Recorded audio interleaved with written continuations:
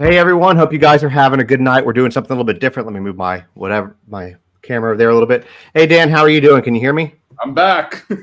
He's back. So this one is actually live. So if y'all have not seen the podcast / YouTube that Dan and I did, and I'll let him introduce himself in a second, but you should go watch it because it's about Riley Strain, it's about fraternities, it's about hazing, and one of the conversations, and I have to give him full credit for.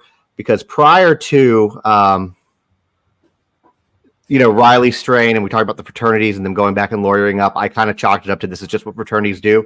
But the one point that Dan made that was quite obvious, but says a lot, is the fact that not one of his brothers were out there searching for him. Yep. So that being said, I can introduce Dan real quick. I met Dan while looking for Riley Strain while we were down there. Dan is a Oscar-nominated, Emmy Award-winning producer, director, and you can see all the wonderful awards behind him. And I'll let you kind of go from there, what you do. So a film I produced was Oscar-nominated, but the director was Jahan Nojaim on that one. But I am an Emmy Award winner. But I'm a director. I'm a filmmaker. I mainly do music video content, believe it or not, like live concert specials. But I do a lot of documentaries. And for the past 8 years, I've been really engulfed in the hazing world.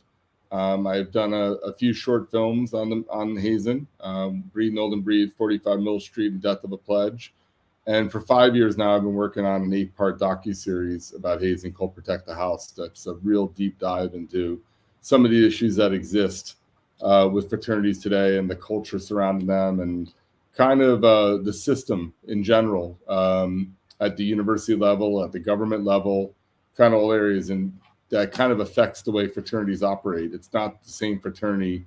We spoke about this the other day. I mean, I was in college in the 90s. Fraternities were much different back then than they are now. And so, that's what kind of led me to Nashville to look into the Riley case. Yeah, and definitely check out his work. Where can people follow you who want to? Because we're on 4 different platforms right now. On TikTok, I haven't really caught up on my TikTok, but my TikTok is at Daniel Catullo, DanielCatullo. But my Instagram is at DC3Director, D as in Dan, C3Director.com. I post more on Instagram than anywhere. And I don't really have a YouTube channel. I'm more behind the scenes guy, so I'm a filmmaker. And my company is called 10 Lives Content. And yeah, you don't post a ton, but when you do post, it is really good stuff. He really should do more, but he doesn't have to. I know. Well, I'll help you and you help me. We'll do this together. So that being said, there's a lot of new information that came out today about Riley. I sent a lot of it over to you. I'm sure you saw it on your own. Did you get a chance to look at everything? Yeah. And so, I think the big thing is it's going to be interesting to see what happens at that funeral. I've been questioning the fact, like, where were the brothers looking for him? So it's going to be interesting to see if the brothers show up at the funeral. It will be very interesting. So I guess let's start with the obvious before we go into the new thing, the new information that came out. Again, what we started this off with and what he and I did a whole, podcast episode on is the fact that, the fraternities sell brotherhood, right? I was in a fraternity. I didn't finish. Daniel was in a fraternity. Obviously, Riley was. But when push came to shove, them going home, Delta Chi's lawyering up, that's pretty standard when something happens at the national level when you are, a large fraternity, which they're large. But one thing that isn't normal is your brothers not showing up for you when you've gone missing and just like, okay, we're going home or we're going on spring break or whatever the case is. Yep. So, that's not behavior, in my opinion, of what a brotherhood is. It's also not the behavior of people. Again, I'm not saying they know anything or they did anything. It's just very odd that if we talked about this in depth the other day, but it doesn't matter if you're in the chess club or a soccer team or just friends going to Nashville for the weekend. But if one of your friends was missing, would you go home? I felt like they should have stayed there and searched for him. So, especially after 2 weeks, their lack of involvement and assisted in a search because the police really weren't searching. It just doesn't feel right. I agree. And there were 200 people there plus dates. Yeah. And that's a lot of people. That's a lot of people for them to just be like, all right, screw it, we're going home. Yeah. And, and now, we see the results of the second autopsy. I mean, these things leaking out that he was found without his pants on or his cowboy boots. I mean, the police are still saying no foul play, but I'm wondering, even if you're in the water for 2 weeks, could cowboy boots just come off your feet? I mean, they're usually pretty hard to put on and off. And then pants. I mean, how would your shirt wouldn't come off, but your pants would come off? It is kind of odd, right? The boots, I'm trying to be logical about and be like, okay, you have a really big current, 8 feet a second, supposedly. Maybe the boots could come off, but pants, especially if you're wearing a belt or something, which I don't know if he was or not, for pants to come off, it's odd. I mean, he was thin, and I don't mean to sound like, trying to be as respectful of him as I can, but when you're in the water, you're not shrinking. If anything, you're bloating up, and so it would cause those pants to become tighter on you. And then, that's the day. I mean, immediately after it happened, because didn't they say there's lots of trees underneath there? Maybe the pants got snagged on something. I don't know. It just, again, that's just a little troubling. Because remember, they found the credit card where they found the credit card. Could someone have pulled his pants off and robbed them, or who knows? Again, it's gonna be interesting to see how this unfolds on how the police come up with different analogies of what happened. I don't think a body, even if you took a running start and dove off that area, could have ended up in the water. It's a pretty far stretch to get to the actual water. So I feel it either had a tumble, which would be very hard if you're 6'7" to tumble on those jagged rocks, which not saying it's not impossible. Perhaps it is. Or someone maybe, robbed them and threw them in the water. I don't know. But it's going to be interesting how this unfolds and we start seeing new things come out. Well, it'd be interesting to know what the family, I mean, we learned some of it, but there was enough that made them concerned to get a second autopsy, and apparently they did in Tennessee. And one thing I'll say that, and I'm reading this, and I know I sent this over to you before, where Nick Barris, who's Channel 5 here in Nashville, apparently it came out that there was no water in his lungs, but then it says, well, it wasn't really confirmed whether there was or there wasn't. But if there wasn't, it could be dry drowning. But at the same time, if you're dry drowning, it's usually not instantaneous. Yeah. It's usually an hour-ish minimum.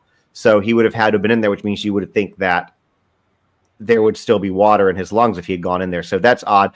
And, I'm not saying that there's foul play. I know you're not saying that there is either, but if there's no water in his lungs, then the likelihood of somebody robbing him and, pushing him into the water seems a lot more plausible. Yeah. And the other strange thing is, for a case that's been shrouded in mystery from the beginning, the police were awful fast to make statements saying no foul play. And, they created a narrative that he, was intoxicated before the toxicology came back and he stumbled and fell off into the water. They were even making proactive statements that they're going to raise the railings and stuff like that. And look, I'm 6'3". I know he's taller than me, but there was no part of that railing anywhere where I felt unsafe that I could fall off it. So I don't know if raising the railing is going to really do anything. And even if, even there were parts on there, I'm sure if I fell off, I'd get hurt, but I don't know if I would have fallen in the water. But didn't you find that a little weird? Like, we were at the vigil and they were already making statements of what happened. And yeah, the autopsy was like not even done yet, I don't think. Maybe they just found him. They had just found him. So maybe that's what the family was. Maybe, I don't know. Maybe the family's taken aback by how quick everybody is to find a resolution. I mean, look, speaking on a matter of fraternities, in my experience with a lot of the fraternity cases I've covered, deaths, like a fraternity member dying in any fraternity isn't good for a school, and it's not good for a fraternity, especially if it's from hazing. So they go out of their way to cover it up, and they literally just, they try to sweep it under the rug and deal with it so it doesn't get in the press, so it doesn't, hurt the school enrollment. It doesn't hurt the fraternity's enrollment. Could Nashville be trying to quickly move on from this? Because obviously a boy getting too drunk, which happens probably every day on Broadway, and having an accident, falling in the river and drowning, well, that's a story that won't really affect tourism. It was an accident. But if something more nefarious happened, that would obviously hurt tourism. If he was murdered or a victim of a crime. they don't want any more crime. And, especially that close to Broadway, that would definitely harm the city. So, I felt like they were very quick to make a statement. I mean, I remember it was kind of a very anticlimactic ending. We were all there. We're like, wow, they found him. That's sad. We went down the river, went to the bridge. But how quick, I would have thought after they found a body, now there's evidence that there could be a crime. I thought at that point they would have started a formal investigation and cordoned off the crime scene, or they would have made the area where they found the credit card a crime scene and done a little more investigating. Nope. They were right out the gate. They kind of made a statement of what their narrative was, and that was it. I mean, there was, even after a body being found, they still didn't do anything to investigate anything, and I found that to be really odd. And so I'd love to hear your thoughts on that, because that didn't sit right with me. I thought for sure when they found his body, when we went down there that day, that the whole area was going to be shut down and the police would be down there looking for more evidence. Nothing. So I agree with you. The police. So even the day that, which was before I met you, and I possibly even before you were here, but it was definitely before you were, because Olivia wasn't here yet. I had gone down there because people were talking about the street and the roads, and I was like, I'm just going to go down there and I'm going to do a video. I'm going to walk this map that they said he went, show the cameras and everything like that, and I did that. And when I had gotten down, this was like 2, maybe 3 days after he had gone missing, and when I went down there, you can go in and see the video. There were 4 cops down there when I got there, and all of them were standing under a bridge talking. None of them were looking. None of them were doing anything. And so I made, stupidly probably, the assumption that, okay, well, maybe they searched this area and that's why it's fine, because like you said, there was nothing roped off. There was no signs of crime scene tape. It was like they didn't care. And on top of what you're saying as far as tourism goes, you're right. Somebody accidentally falling into the water, getting drunk, whatever, is not going to be bad for tourism. What is bad for tourism is police not seemingly caring or doing a job when something does happen. What's not good for tourism is the possibility of being roofied, and whether or not he was roofied or drugged, at this point, we don't know. Toxicology will probably tell us that. But what I can say, and I'm sure you've seen, is that when you look at the comments on these videos, talking about Luke Bryant's bar, talking about Kid Rock's bar, talking about all these places, all of them, there's so many people in the comments, 20, 30, 40 people in the comments, depending on the video, like, oh, I got roofied there. My friend got roofied there. And that is hurting tourism. My sister. I had some people message me that as well. So I saw you on Justin's YouTube thing. My friend got roofied at Luke Bryan's. I mean, so I have a few people reach out to me as well. So that's bad enough. And then I can, even videos I made today, well, I'm crossing Nashville off my list. My sister-in-law is getting married in November. She was supposed to come here for a bachelorette party. When all this went down, though, they switched it, moved it to Pigeon Forge, Gatlinburg, because of, like, they don't want to go to Broadway and get roofied. And it's not just for a target necessarily. Apparently they're doing it in some cases for fun, or if you don't tip well. Who would be doing it, though? That's what I'm trying to think, because the bars wouldn't do it, because that's not good for their business. And there's a lot of cops and security around Broadway. I never felt unsafe there. But I'm wondering who would have been the one to roofie him. I mean, I don't know. I mean, by the way, fraternity members drug each other all the time as jokes. Just throwing that out there, and I can go into multiple cases where that's happened. So, could he have been drugged by one of his fraternity brothers? And maybe that explains why they've been so quiet, because they had a hand into why he was acting the way he was. Because that's the other thing that doesn't make sense. There's no proof or evidence that they were in a bar prior to that. So there's no video footage of him drinking anywhere else. But yet Luke Bryan's bar is maintaining that they removed him from the premises because he was heavily intoxicated or under the influence of something. But they also hold firm that they have him on camera only getting one drink there. All right. And one receipt. Yeah. Now, they did say that friends could have bought him a drink, which, that's not uncommon. Well, did they not review their 850 cameras? I mean, I went there the other day. There's cameras every 3 inches in that place. I mean, did they not watch him?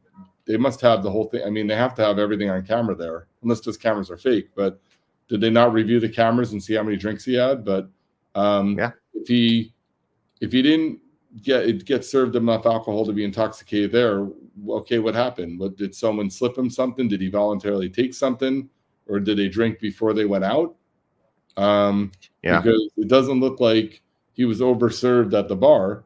And I'm sure if Luke Bryan's bar lied to us, we would know that by now, because I'm sure the police went and took every damn video there, so they would know if they, because that's a serious thing. I've owned a bar before. If a bar overserves someone, it can be criminal. So I'm sure that if that did happen, the police would be making statements on that by now. So I'm sure that probably didn't happen. So he had to get, and we all saw the video, so he was clearly under the influence or intoxicated some capacity when he got removed, because when he fell on the sidewalk going across that one parking lot. And what's really weird about it is, which is more indicative of drugs than alcohol in my opinion, it looked like he was getting crazy drunk or intoxicated or under the influence of something, but as he's walking up that street by the food truck into the parking lot. But then magically when he walks past the police officer, he kind of seems sober, which doesn't make sense, because that was probably 5 minutes later. How does that happen? Because he says he's good enough to say hello to the cop, and he's walking kind of straight. And then where that location was, from what I remember seeing, was that kind of right in front of where that big staircase is across the street, where the cop said hello to him, and then the bridge is only another 40 yards. Yeah, you're exactly right. That's exactly about where that was. So whatever happened to him had to happen within minutes. I mean, maybe 2 minutes after the cop said hello. Which means somebody would have seen it or heard something. So again, someone probably saw something, because I was down. Even when that night, the first night we did, when I was on TikTok, that was like midnight, and there were still people. There's people down there. I mean, there's always people there. So yeah, I don't know. The homeless encampment too at the time. But I do want to say something, because you were talking about Nashville tourism covering up, etc. Today is the 1 year anniversary of the Covenant school shooting. And I mean, obviously very tragic, elementary school kids. And that became, and I'm just going to say it, that became a massive cover up as well. So we know what happened. We know that there was this massive manifesto that the shooter left, and they've tried to get it released, and they have suppressed it and decided that they're not going to release it. And this is the rumor, what I have heard, not my own personal opinion, just what I've heard, make that very clear, is that, that particular manifesto involved experience that the shooter had at that school, at the church connected to the school, involving sexual abuse. So that's why, because it was bad for business, bad for the church, bad for the school, let's not, and this is people who run the school, who go to the school, have a lot of money, a lot of power, a lot of influence. Let's not put that out there. And so going back to Nashville, tourism is the only thing Nashville really has going for it. I mean, we have country music, and well, not even country, we have music in general, but tourism is a big part of the income that as a city we make. And they don't want anything to happen to that. And when you have a case like this that goes so viral, and you have basically a spotlight put on this and the shortcomings, which I don't think they anticipated happening, it does put a stain on it. It does hurt tourism, and they don't like that. So they want to, in my opinion, they want to get this thing wrapped up and have it go away as quickly as possible. Yeah, probably. But I also would like to think that if they have someone that did someone, whether it was murder them or, rob them, and I would like to think they would also ultimately like to try to find who's responsible for that, because they don't want it to happen again. So the last thing they want, if it's a homeless guy down there or something else going on, they obviously want to catch that person and remove them. I don't know if there's someone out there that's actively doing bad things to people, that they would, just turn a blind eye to that, because that could harm them. If it happens again, I mean, remember, we thought it was weird. Last week, 2 people fell off that, or they found dead there, and now you're saying there's 2 other people in the river today. I mean, people are turning up in that river dead. Now they all look like accidents, but you would like to think that they would immediately try to solve any of those outstanding matters. I go back to my gut. I've extensively studied fraternities now for 8 years. And again, without disrespecting anybody, the fraternity's not acting right. And I'd like to be proven wrong. They did not handle the first 2 weeks the way I would have handled them. I would have been searching for my brother, or putting up reward money, or hiring people to help. And so it's going to be really interesting to see what happens with the funeral. Let's see if they go to the funeral. If they don't show up at that funeral, that raises a lot of questions. There are people that weren't there witnesses that came forward that said when he was walking, he was on the phone with someone, and someone was saying, Yeah. Great. So was he on the phone with his fraternity brothers, and maybe he was trying to get away from them, or did he go to meet them and something happened? I don't know, but again, if you didn't see anything, you don't know anything, and you're mourning your friend, why weren't you there when we were there? I just feel like they could have done more. So it's good, and even today, all the press came out for the funeral. Why are they not sharing the funeral information? Because the parent, I think the funeral is open to the public, right? It is, understanding, and they're going to live stream it too, I believe.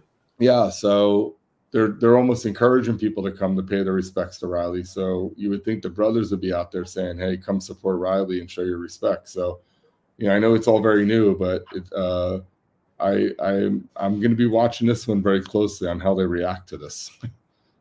I'm just curious. Doesn't feel right. Sorry. No, good. It doesn't feel right. That's all. No, I agree. I want to go to the Delta Chi fraternity website while we're here and see if they even have said anything about it, because you would think that they would, and I'm on it. Earlier, nothing about the funeral on Facebook and on Instagram. They posted obviously the GoFundMe, and they put a statement out, that they're sad and please respect the members' privacy. So they're basically, I'm going to share. They're basically telling everybody not to do anything. There you go. That's it right there. So there's nothing about brotherhood of a lifetime. Unless you go missing in Nashville, we don't have brotherhood.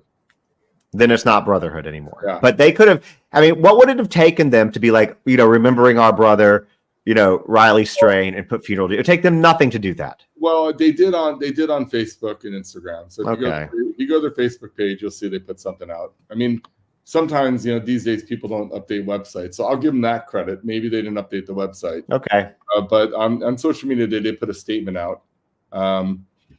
Again, in my opinion, too little, too late. It felt like they should have been very aggressive on social media and maybe using some of their own resources, not just monetary. We know they have millions of dollars, but forget about that. What about their vast network of alumni and active brothers? They could have had thousands of people down there looking for Riley if they really wanted to.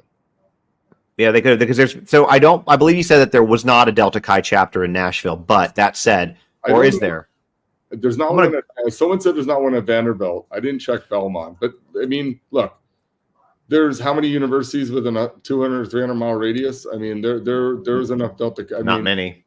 I mean, but the University of Tennessee has one, I think. They could have gotten brothers there. You brought it up perfectly. There's alumni in town, but yeah, there's two parts to this. Part of me understands maybe not being boots on the ground. I found even the volunteers, the fact we were there, I found to be odd. Same with the Cajun Navy, but the way I justify it is like, holy shit, the cops aren't here. Well, we might as well look. Like, that's what's so crazy about it. No one was looking. So that's the craziest thing about this. So if they're not boots on the ground, but the network of Delta Chi worldwide, they could have been blasting the internet like there's no tomorrow, and doing promoted posts and really going nuts. So I don't know why they weren't doing that. And maybe, again, it's the way they're acting is very reminiscent to like when Adam Oakes died. And Adam Oakes died of a hazing incident. Now, Riley probably wasn't hazed because he was a brother already, but why are they acting the same way? This is an accident. I mean, accidents, there's nothing to, why? Of course, you could talk about your brother if it's an accident. They're being eerily silent for a terrible tragedy and an accident. And the fact that some brothers went on spring break, other people are saying, oh, they had to go back for class. Like, really? You just suffered a tragedy and you're worried about a math test? Like, I think this, so that's, it's going to be interesting. So, we like, is a test going to be the excuse now for not going to the funeral? I hope for the family's sake they show up in force, unless the family doesn't want them there. But I hope they go and they show support, because that's the right thing to do. Unless the family doesn't want them there. But the mother has made statements that the fraternity loved him and he loved his fraternity. So I pray for the family's sake that they show up and they show support. If they don't, then that just, to me, raises the biggest red flag I've ever seen. It does. And the other thing that I want to talk about real quick that we talked about, and I will say, I definitely want you to plug the documentaries that you've done on fraternity and hazing, because people, I think, need to hear it. I think y'all should also watch the last thing that Dan and I did, because he talks a lot about, look, I was in a fraternity, Dan was in a fraternity, and there were so many things that I learned from our conversation earlier in the week, or last week, whatever it was, that I didn't know, because he's had so much research on it, and it's stuff that does need exposure. It's something that we should be talking about. I plan to do some more videos on it, but I'm just going to say that. But the other thing too that you had said when we had that discussion the other night was the fact that even if there's not a chapter here, even if you didn't have that many alumni here, Greek life is supposed to be, it's supposed to be a bond. So there are other Greek life fraternities, out here, and they didn't show up either. I mean, it was literally complete strangers. You flew in from California, and that's what I was trying to tell you. Like, the brotherhood that used to be around fraternities, 50 years ago and 20 years ago is drastically different today.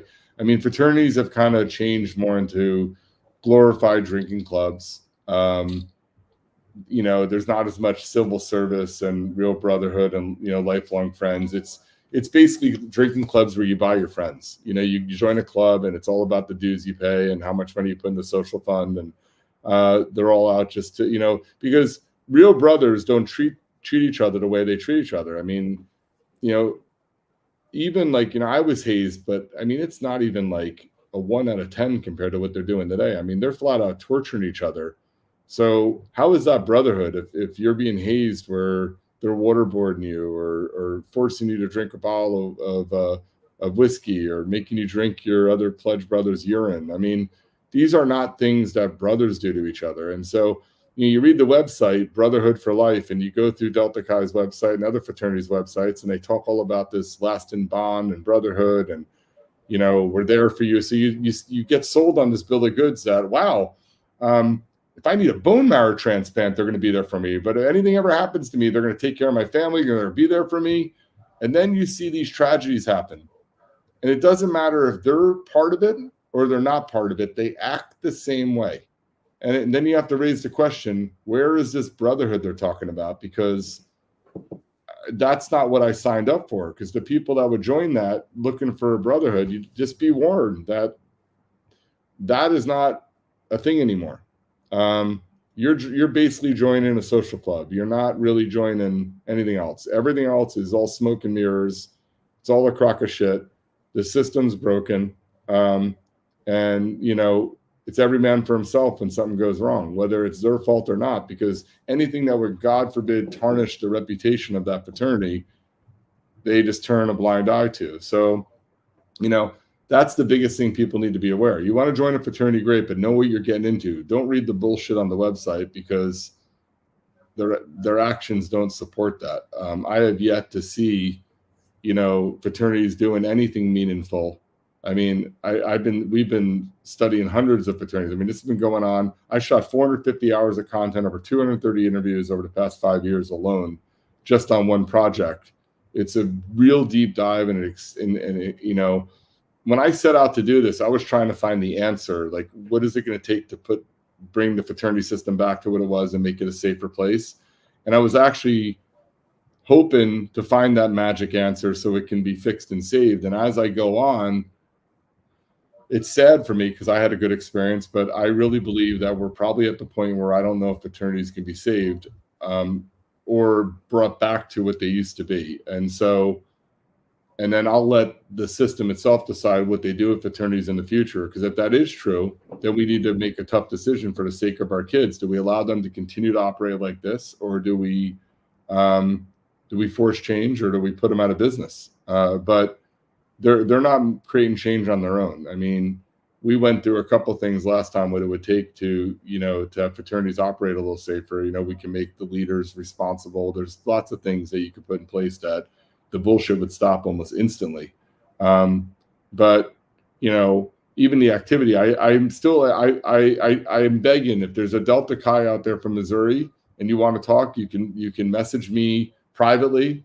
You can DM me on Instagram and I will respond. And I really would love to know, did Delta Chi tell you to leave town? And did Delta Chi tell you not to talk to the press or post on socials? Because I am still trying to figure out, if they did that, why. We heard people say, but we have not heard from any firsthand source that was what happened. But if that happened, Jesus, like, what is the reasoning? You could post it, you could talk about your brother being missing and raise awareness without interfering with the police investigation. So they can't use the excuse, oh, the Nashville police asked us not to, get involved. And even so, I don't know about you, when I was like 21, look, when you're 19, 20, 21, you kind of do what you want to do anyway. And I go back to those days when I was, on top of the world and feeling like I'm, this big independent and cocky guy. Like, I don't think anybody of any kind of authority could have told me not to go look for my brother. I would have told them to F themselves. I would have been there looking for my brother, even if the police told me to stay out of it. Because maybe I would have done it for the first day or two, but then when I saw that no one was there looking for him, I would have lost my mind and I would have been down there doing something. So I don't, I'm still beyond baffled by the actions of Delta Chi after the event. So now it's going to be interesting to see how they close this out. Do they show up at the funeral? Are they going to start making public statements about what happened that night? Because we have an end result now. We know what happened. So are they going to help put the pieces of the puzzle together? Because one of the pieces of the puzzle, did Riley do drugs or did he drink prior to going to Luke Byron's bar? Because how could someone be that intoxicated on one drink? Or did one of you guys buy extra drinks for him? And so that's what I would like to know, because he was completely inebriated on that one video, but the bar is saying only one drink. So can you guys at least help us put that puzzle together? And the fact that they're not really out there, cooperating in that sense, again, it shows what brotherhood has become. Because, if this was a horrible accident, then why are you guys being so silent? And it's just, a word to the wise. And again, I want to reiterate once again, I am not anti-Greek. I'm anti-bullshit, and I'm trying to find a way to have a system correct itself where it's full of more transparency. And we're not seeing that right now. And even in an incident where right now, that's the other crazy thing. I think the majority of the world is not implicating the fraternity. We all think it's a terrible tragedy. So why are they acting like this? Like, really, guys? Like why weren't you helping? Talk about it more. Let's find out. Well, let's talk about what happened. How did he get that drunk? Because as long as they keep silent, people are just going to start going crazy on TikTok and on YouTube and everywhere and come up with crazy stories. The rumors will fly. And I want to reiterate something that you just said. Look, if there is somebody out here watching this that's Delta Chi, you can reach out to Dan and he will keep you anonymous. Yeah. He will. If so if there's something that you want to say or you need to say, or you're being silenced, he can make sure to protect that anonymity. It would be, before you even talk to me, I can put you in touch with other brothers from other fraternities who have spoken to me, and I've kept them anonymous. So I would never do anything to reveal source or anything. But they, I just hope the family gets peace and closure. And if something else went on that they think we should know, then please let us know. But, because I think it's even a bigger issue. If there was something going on with that fraternity that night, that's a whole nother animal that we need to talk about. But, again, the sad thing is this looks like it's pretty easy to figure out what happened that night. And it does look like an accident, other than the fact that maybe the last minute of this, maybe something happened. Because, there's a lot of cuckoo-doodles down by that bridge. So maybe he got mugged or something. But the first part of this puzzle should be put together fairly easily. And why there really hasn't been a formal statement exactly what happened and how he got that inebriated, unless something else happened that they're looking at, which would be very interesting to learn. So, but reading people's comments online of his brothers loved him and this and that, and I just want to be very clear, the Greek life system has really been broken down a lot the past, 10, 15 years in particular, where we're just seeing, a complete disconnect of what the principles were, what originally started, what it is now. And that's all parents and people that are prospective members, and you just need to be aware of that. there's a sharp increase in everything from sexual assaults to drug-related incidents to hazing incidents are through the roof. Unfortunately, we haven't had a death in 2 years, which ended a 50-year streak. But there's more and more hospitalizations and other incidents, though. So I think some of the awareness, like my film Breathe, Know Them Breathe, or some of the speaking engagements that some of the parents are doing, is working from the perspective of maybe kids calling 911. But I'd like to get it so we don't even get to that point where they have to call 911. And why they're just being so crazy and stupid on things. So, but they should be very aware. And, like if you watch the other episode, you'll learn that the system's set up for them to be allowed to do these things. They don't have to report incidents. The entire system is set up so everything can be held a secret. In most schools, they have their own police departments. They don't release any of these things voluntarily. And that's why we need transparency. And a school and a fraternity should be forced to share information if something, if they have a crime or they do anything against the rules, because, again, those websites are, in my opinion, outdated. They sell one thing and you're not getting it. I mean, they're selling a Mercedes and you're getting a Hyundai. So I just be aware. It's buyer beware. You're going into something where you're buying your friends. You're not getting a brotherhood. Trust me. I want someone to prove me wrong about the brotherhood thing, because brothers don't hurt each other and torture each other. And there's not one fraternity that doesn't haze. And I challenge anybody to come forward and prove to me that their fraternity doesn't haze. And it's not true. The hazing has gotten out of control. And because of that, I can make a very strong opinion that brotherhood's gone, because a brother would never treat a brother the way they do. A brother wouldn't leave someone, dead or alive. This is crazy. It is crazy. And, even taking the hazing thing out of, because like you said, Riley was an upperclassman. I believe he was slated to graduate in another 30-ish days.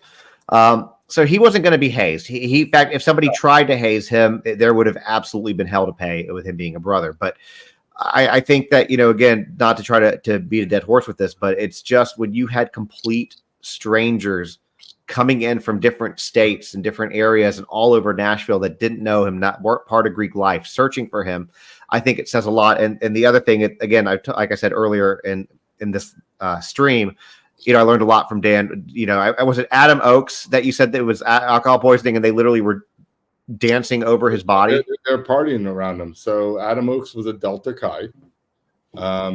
He was 3 years ago. Last month, he was being initiated. It was a big little night. He got his big that night. It's a kid named Andrew White. They forced him to chug a bottle of whiskey. At some point in the evening, he was too drunk to stand up, so he laid down on the floor. And they continued to party as he's unconscious on the floor, and no one checked him to even find out he's okay, and he died. I mean, that doesn't seem like brotherhood. If you know someone chugs a bottle of whiskey and then they're unconscious, and you don't check on them, it's just insane. But he was right in the middle of the dining room floor, right by the kitchen. They had a step over him. They kept going outside to there's a deck out back, and they would go out there to smoke. So they're literally stepping over his dead body, just partying all night. It's disgusting, is what it is. So, they didn't even care about him. And so, so my experience, and become very close to the Oakes family, that's kind of what Delta Chi is to me. I read, Delta Chi didn't want to cooperate with us. We made a film called Death of a Pledge. Again, it's an educational film. It's only 30 minutes, but we want to point out what happened that night. And, again, it was driving home the importance of calling 911 and everything. And Delta Chi didn't want to cooperate. I mean, again, if this was from the Nationals' perspective, if this was, oh my God, it was a bunch of bad seeds and we're terribly sorry what happened to the family, then why wouldn't you want to work with us and try to make a film about it to make sure it doesn't happen again? And, and so it just, I don't get it. And so, you're being sold one thing and then the actions are something else. So it's a tragedy. And, I hope that, Delta Chi didn't have anything else anything to do with Riley's death. But hey, we know they had something to do with Riley becoming that intoxicated, because no matter how Riley got that intoxicated, we know he was with his brothers. So again, if he was that drunk enough to be thrown out of a bar, and by the way, there's a lot of very drunk people on Broadway. Like, that was one thing I thought the other night, because when I was there were some pretty drunk people. You have to be really drunk to get thrown out of that bar. I mean, there was some, really, I was there were some pretty drunk people there the other night. And this is post what happened to Riley. So, they're probably being really sensitive about having, inebriated people on site. And there were still people that were visibly drunk, and they had him there. So he had to be pretty bad to get them to throw him out, right? Well, if your friend's that drunk, why didn't you take him back to the hotel? Why did it get to the point? If you had 200 brothers, or I don't know how many were there. I know there's 200 in town, but how many were at Luke Bryan's bar? But there weren't enough brothers that realized he was so drunk that they needed to take him somewhere. They should get there safely. And so I just, you have this false notion when you join an organization like that my brothers are going to have my back. One of the reasons why we see such a high rate of deaths from alcohol is, even though every kid goes through some kind of hazing prevention, and they know that if they chug a bottle of whiskey, something very bad can happen, most likely death. But they still do it because they think their fraternity is different. They think that their brothers will have their back. They're sold on this thing. So like, well, that may happen over here, but my brothers really like me. They would never let anything bad happen to me. And it's the same story over and over again. When something happens, they don't do anything. And so I just, something as innocent as, Riley, in the case of Riley, something as innocent as him getting too drunk ultimately ended up in his death because he got thrown out of that bar. That's why he died. So if the brothers maybe did something earlier, or didn't let him get that drunk, or, whatever, if he's on drugs, didn't let him do drugs. But if they maybe took care of their brother better, he never would have been thrown out of that bar, and he'd be alive today. So there's another reason why the brotherhood isn't what they say it is.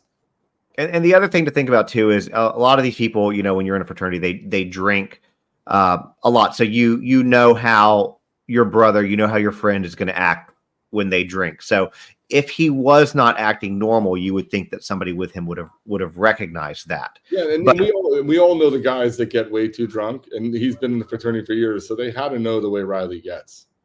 Yeah, I there was one guy that was in my fraternity. He would get so drunk. Like, I remember one night he was so drunk we were going somewhere, and he fell headfirst out of the back of a pickup truck. He's a lawyer now, by the way, but he true hand of God, true story. But he would always get so drunk he was passing out, hitting his head, et cetera. There's a case called Matthew Carrington case that we cover in Protect the House, and the brother who hazed him. By the way, he was basically tortured to death. They made a makeshift crypt. The Chico State, they made a makeshift crypt. They were, there was the bathroom was leaking on him, but they basically, he died of water intoxication. They waterboarded him to death, right? And the guy that did it is now a public defender. Well, there you go. But I thought to be a lawyer, you have to, when you take to get licensed, you cannot be guilty of a crime of moral turpitude. So I guess torturing someone in your college years that resulted in their death, that doesn't check that box, but a DUI does. So Jerry Lim now is actually works for the public defender's office. He's a lawyer in the Bay Area in San Francisco, which is, I still can't get my head around that. So it's just, there's usually no repercussions from any fraternity members when something bad happens. The thing is too that what happened with Adam Oakes was Delta Chi, and this was 3 years ago, right? And obviously those brothers were involved in a hazing incident, so that's what caused Adam's death. But this was very likely not a fraternity hazing prank thing. Very likely. There's nothing that shows that at this point, so we're not going to say that. But at the same time, you would think that after the fraternity at a national level, Delta Chi is in here for this death suit or this case where, somebody died from alcohol poisoning, that 3 years later, when a student goes missing, you would think that they would want to have everything as transparent and on as the up and up as they possibly could, especially if the brothers weren't involved. Yeah. Well, I mean, I'm sure no matter how he died, look, the headlines were, a fraternity member from Missouri was missing. And so initially, remember when he was first missing, every single press article had fraternity this, fraternity that, and Delta Chi was getting dragged through. So I'm sure the national office was in a panic on how they can get Delta Chi's name out of it as quick as possible, because, the last thing they need is another death associated with them or anything else, something going wrong. But, I think they're more concerned about the brotherhood being penetrated. Like, how could brothers somehow, this excuse that they're saying, he was brought out a back door, we lost him. Again, please, everybody, go to Luke Bryan's bar. Go there. There's only 3 exits. Like, I don't care what door they let him out. He was no more than a minute head start. Like, give me a break. Like, if they were taking him out the back, they could have walked right out the front. They would have saw him right there. We saw the way he was walking. It's not like he's a sprinter and he took off. Like, if he got thrown out of the bar, I don't know if it would have been that hard to find him that quick. But I wish the fraternity would help. To shut people up about all these analogies, maybe they can help tie that story together a little better. Maybe, because I went on all different levels. Maybe he was upstairs and everybody else was at another floor, and they ran to go tell everybody Riley got thrown out. And it took a couple minutes, and by the time they got out, he was gone. But again, when you're up on that roof, you have a big bird's eye view of Broadway and the street.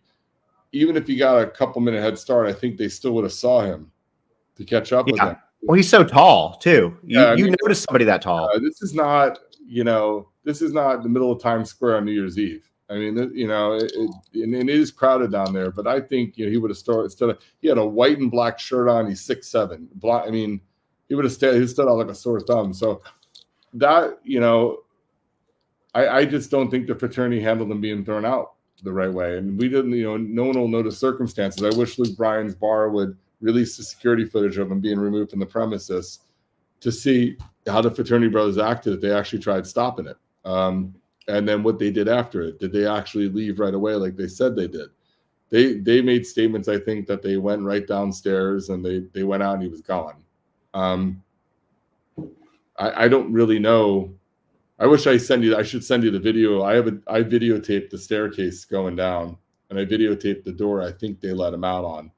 And you'll see when you go out the door, you'd see the proximity to the main entrance. It's like right there. If you want to send it, while we're talking, I can pull it up. If you have the capacity. It felt, so you can see with the staircase. Now, to be fair, when you're on that top floor at the bar, to go down, that's what I videotaped myself. Walking down those stairs and going out, I think the video is a little over a minute long. So, and you can text it too if you want, because I have text on the computer. I'm gonna text right now. So walking down that it took me a little over a minute. So it was a long route. So here, I'm sending the long one. And while you're doing that, going back to something you said a few minutes ago about the fraternity and them getting dragged through their name dragged through the mud while all this was going on in the headlines. You've been in Hollywood, you've been in LA for a long time. You've seen what happens to certain people in that industry who have a public image, and it gets tarnished quickly, and a good PR team can spin that really quickly. And had they actually taken it by the reins and said, okay, our brother's missing, their name's getting dragged through the paper, through every website, whatever article that's out there, but they took it and said, okay, we're donating this to help find him, we're allocating this amount of brothers to go down, we're paying for the hotel, then you and I would be having a very different conversation about this. Yeah, and I think we've all seen the show The First 48, right? So we're all aware that the first 48 hours is the biggest time. So we know they were looking, but I just don't know why the full force of Delta Chi, the money, the influence, the membership, why they weren't going crazy. People could say, oh, there were some brothers sharing and mentioning that he was gone, but I don't know. I mean, I just would have felt like if I joined an organization like that and I was missing, man, they would go crazy to get people searching for me, right? And I don't know.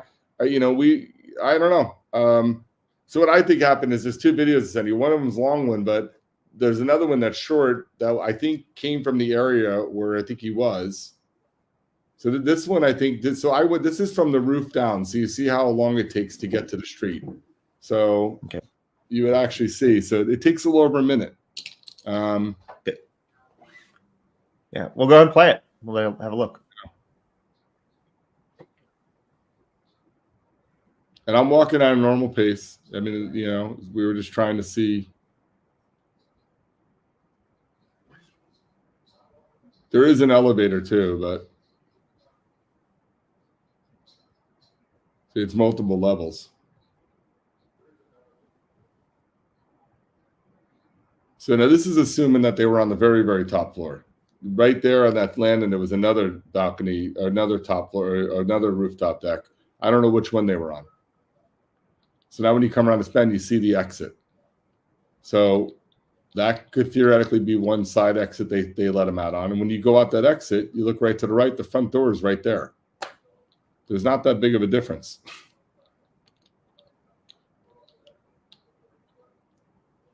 So I did it at a really leisurely pace.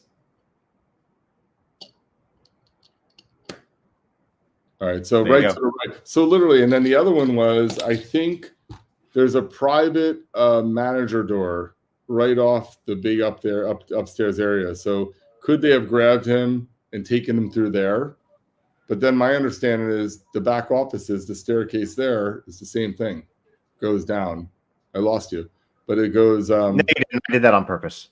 That one I think as a staircase that runs parallel at or right next to it. Because when you go around Luke's bar, I don't see any other bars. And that's the other thing. If he really was let out a back door that I don't see, well, he clearly came around the front to go towards the bridge. So they would have found him. Then he really came past him. That would have given them a lot of time to catch up with him. So I think it's likely that they brought him down that staircase. But look, there's an easy way to shut everybody up. And, why wouldn't everybody from the police to Luke Bryan's bar be releasing video footage? Because, by the way, I don't know if you noticed in that staircase, there's a camera every 10 feet. There's security cameras everywhere. So why wouldn't they just release all the footage and show people exactly what happened, and then everybody would just move on? The fact that they're not saying anything and they're just trying to send this narrative out, I don't know.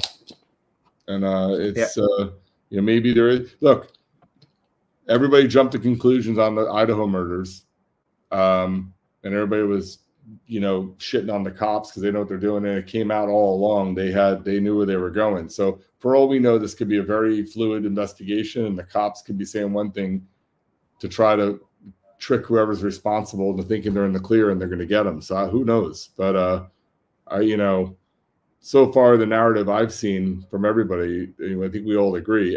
Everybody I know that was there does not agree with, or doesn't.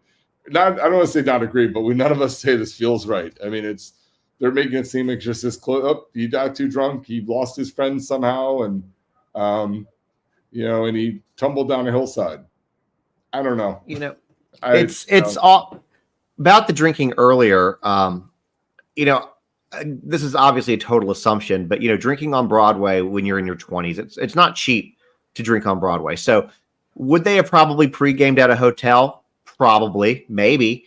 But we do know that about an hour before all this happened, he was on FaceTime with his mom, and he was perfectly fine, according to her. So could he have gotten that drunk that fast? Maybe there was drugs in the system. The other thing I don't know if I brought up on the last one is when I was standing in front of Luke Bryan's bar, and I was with Olivia and Walt, and we're like, God, where's the hotel from here? Because I want to get, and we started typing Tempo on maps. And Tempo by Hilton comes up, but it's the third one down. The first thing up is a bar called Tempo, and it takes you right past the bridge. So even if he was a little buzzed, if he would have put his hotel in, that could explain why he went that way. Maybe he thought he was going back to his hotel. It is very confusing around there. All the buildings look the same. And maybe he started typing Tempo in, and he saw that Tempo came up. He thought it was his hotel, and he was following his way to that bar. Yeah, it is very easy to get turned around there, especially if you are inebriated, and especially if you're not from there. Sure. Like even me, the first time I was trying to walk the route, I forgot to turn right where the parking lot is, where that food truck is. I kept going straight. So it's very easy to get lost. So the people are like, well, why was he going that way? I think maybe he was trying to go back to his hotel, because if you put Tempo in and you click on the wrong one, the first one that comes up, it takes you down that road. So he could have thought that's what. And by the way, it's, yeah, you said it's very confusing. I would have thought that his hotel, I think, is sort of that way and off to the left, right? It was kind of more Well, about if he had come out the front, well, sort of, if he had come out of that front door, onto Broadway, you would go to get to his hotel. It would be on that side of the street that he went on, but it was up a little bit north towards Bridgestone Arena. He would have had to have gone right up Broadway, and it would have been to that same side of the street, but he'd go right past Bridgestone, and then it was like a couple blocks over. But I think that your theory on him typing tempo to try to walk back to his hotel, I mean, going that way, it really seems logical. It seems to line up, and it seems to make the most sense. Yeah, it just doesn't, so that could explain that. But you would like to think that at this point, the police would just come out and give the whole breakdown.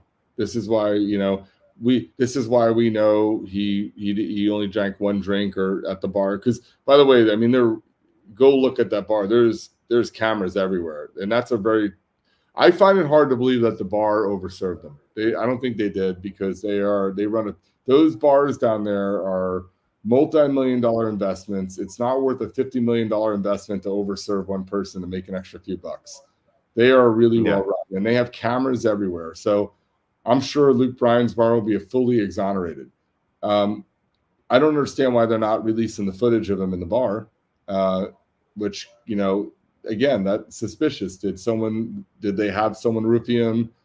Was the fraternity somehow doing something with him? Like, what really caused him to be thrown out? Like, how did it get from one drink to all of a sudden they're saying he was too intoxicated to be there? And then does they have it on camera? Like, the fraternity can say whatever they want, but whatever they did is going to come out one day, because we know that their actions after Riley was thrown out, we have multiple angles on camera, and eventually that's going to come out. So at a bare minimum, if I was the parents, I'd demand to see that footage, because I just want to see if what the fraternity is saying is true. Did they really scramble, and did they try to leave right away and look for him? And what was the time frame? Did they get right out? Because if they got out, if they just walked down the stairs, even a minute later, they would have been out there 2 minutes after he got thrown out. They might even beat him downstairs. Like, someone being thrown out, they're intoxicated, being escorted by security. If they're as drunk as he says he would have gone down even slower than I was walking. So if they took him through a back end exit and they started going down to try to meet him out front, they would have gotten down there either at the same time or ahead of him.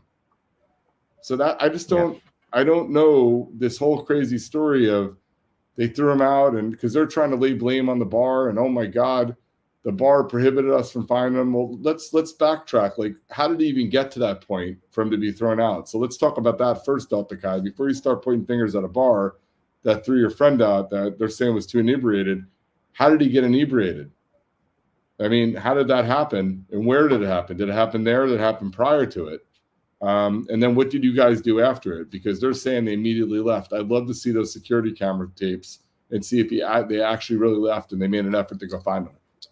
Because, again, without making a nefarious thing, if your brothers really care about you and you get thrown out and they know you're drunk, you think it would have been a priority to get the hell out of that bar and go find you.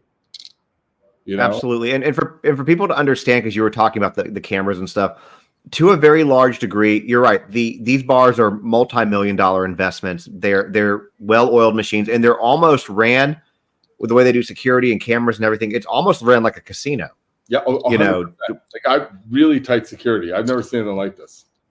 And for the record, you may not know this, and this is what I have heard through the grapevine through Nashville, but apparently back in the 90s, somebody from one of the 5 families came down and bought a lot of these buildings as part of the legitimate side of that business.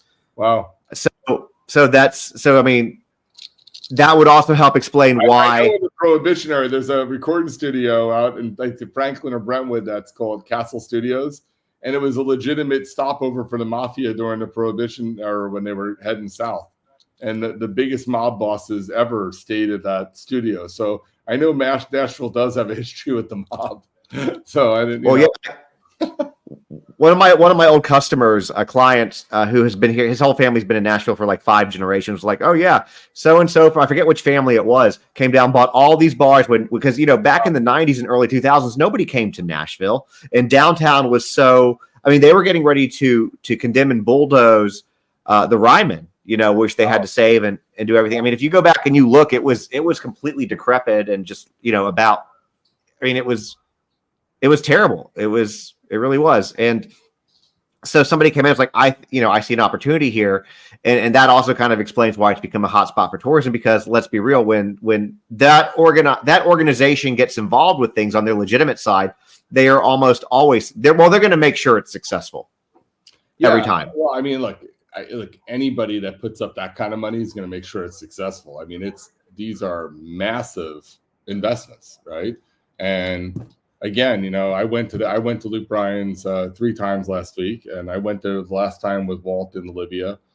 I mean, it's extremely well run, and so whatever their side of the story is, they don't even need to justify it. They can just be like, here's the tapes. Like, I mean, they have multiple angles on everything that happened, and so that's why I don't think we're seeing any activity with the bar, because their side of the story is probably matching up. My question is, okay, the Fraternity brothers, what happened to Riley? How did it get from when he's FaceTiming his mother to an hour later being thrown out of a bar for being inebriated? What happened there, right? It went 0 to 100 real quick is what happened, for whatever reason. Did he do something on his own? Did you guys give him something? Like, where did that happen? Did you guys do something before you went there? Like, I can't wait to see the toxicology report. And that maybe the fraternity's worried. Maybe they're not speaking because maybe they did drugs together. I don't know. Nothing really makes sense why they wouldn't be a lot more vocal about, their friend being found now. They weren't that vocal when he was missing, and now that he's been found, they just put a statement out: respect their privacy. Wait, respect your privacy. The parents are out there talking. They have a spokesperson, so they can talk. But you want me to respect your privacy, but not the parents.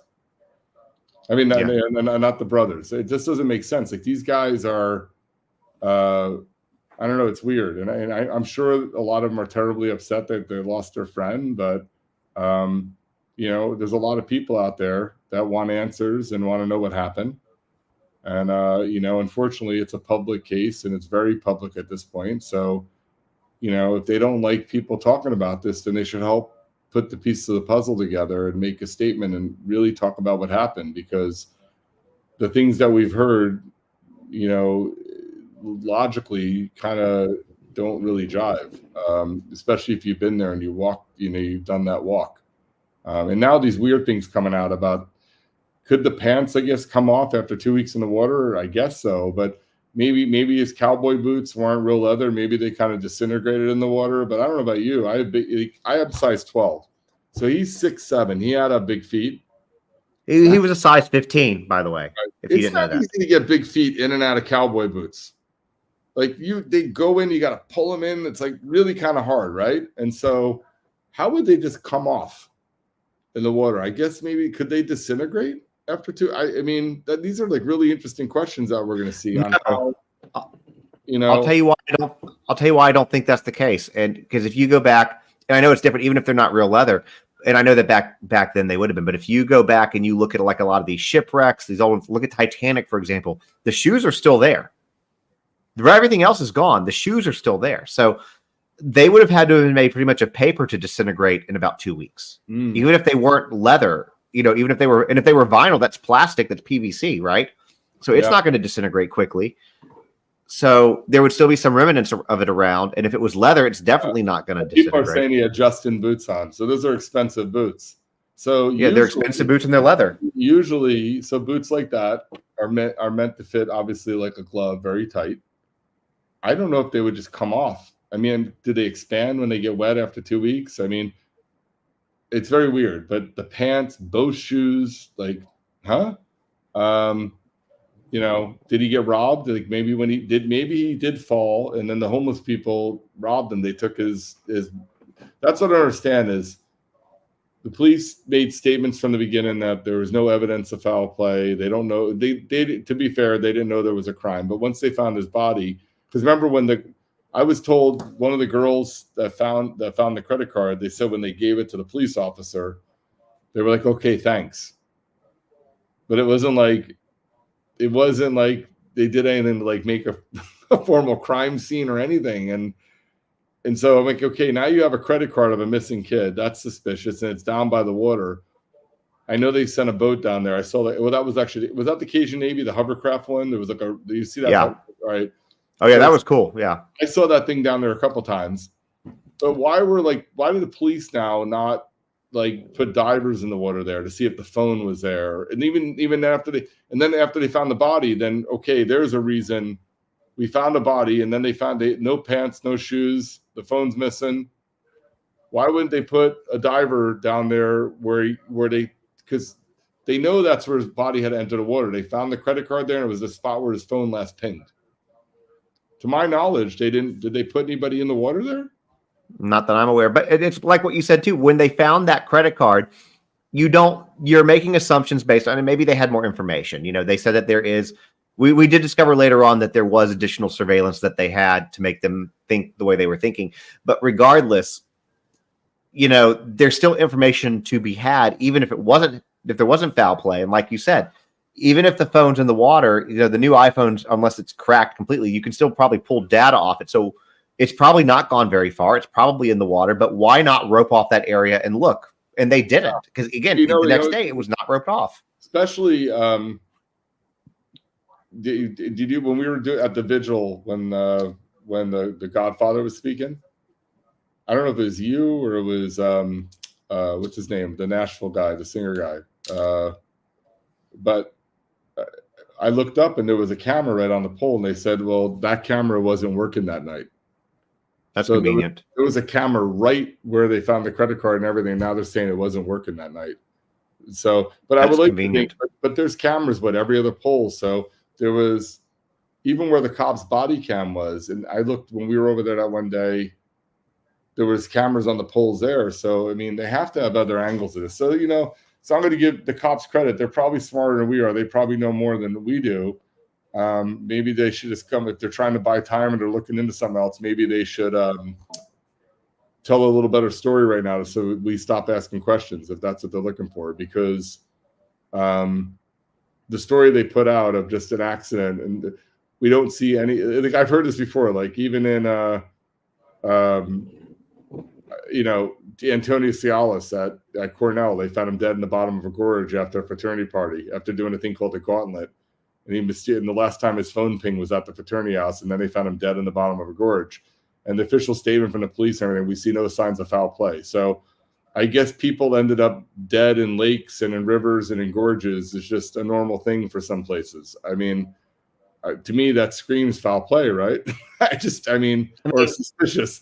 I don't get it. So it seems worth a little digging.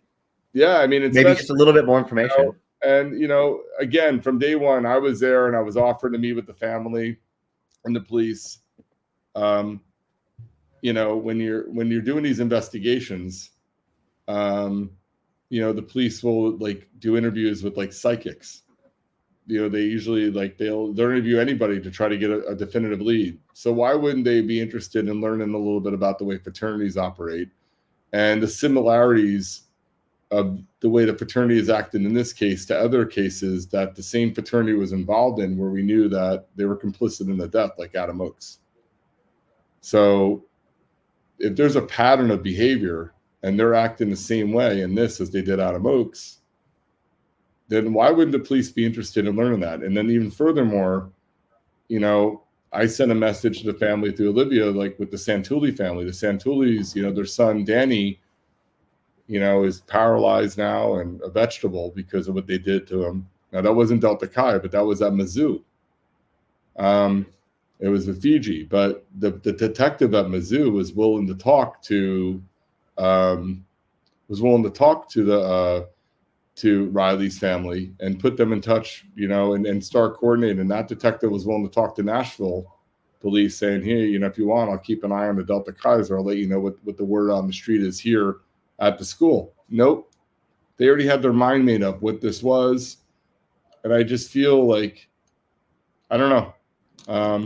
Would the police be looking at it differently if Riley was a Hell's Angel and he was out with his brothers and the Hell's Angels, and then he ended up dead? Would they be looking deeper into the Hell's Angels?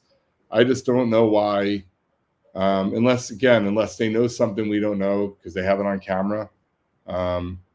Again, like, there is an obscene amount of cameras at Luke Bryan's bar. There's an obscene amount of cameras on the street, and there's an obscene amount of cameras up where he fell off that bridge. So I just feel like, why is this just not beyond open and shut? And then, like, my first thing is, when I went there, I'm like, I wonder if they asked any of the brothers in the fraternity to look at their cell phones, if they did a preservation request or whatever. They looked at their text messages. Do the text messages between each other coincide with the story they're saying, that they were concerned about him and looking for him? What's the delay in calling the police? I still have yet to hear an answer. Look, sometimes when an adult goes missing, you call the police, they tell you call back in 24 hours. We can't do a formal missing persons report till a certain amount of hours.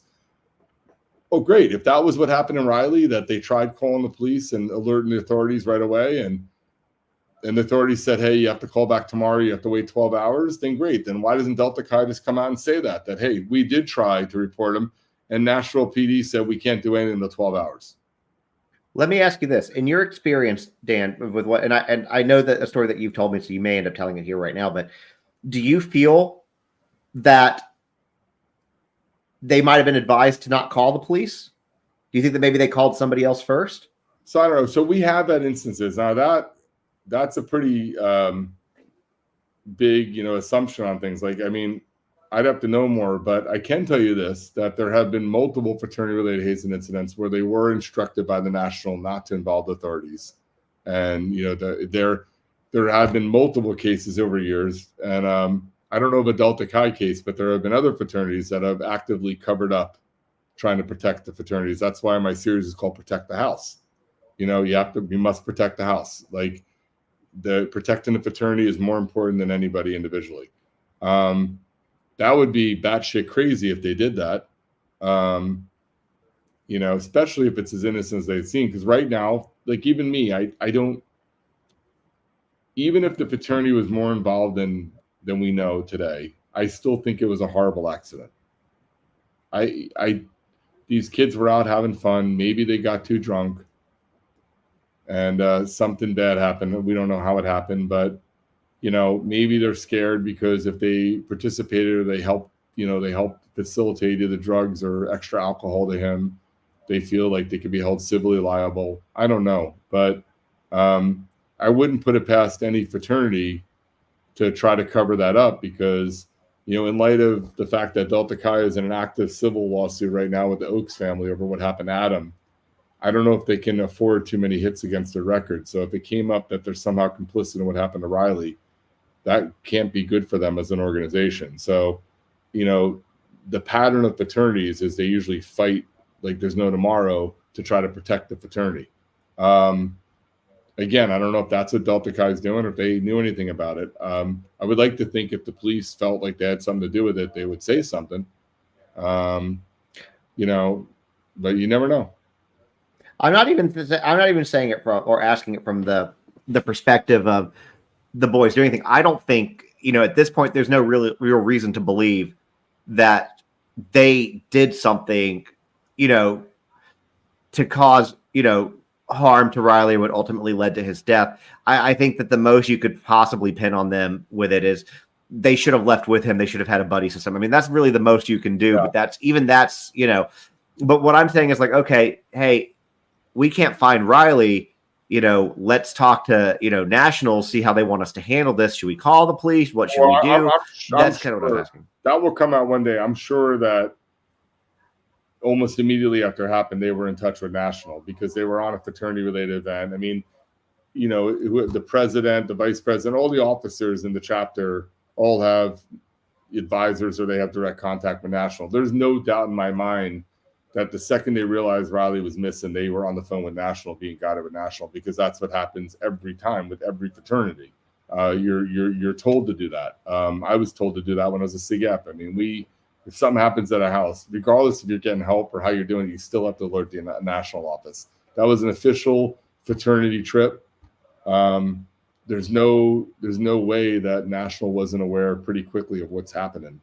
They did, they put a statement out almost instantly when he first was missing. They put the GoFundMe out there.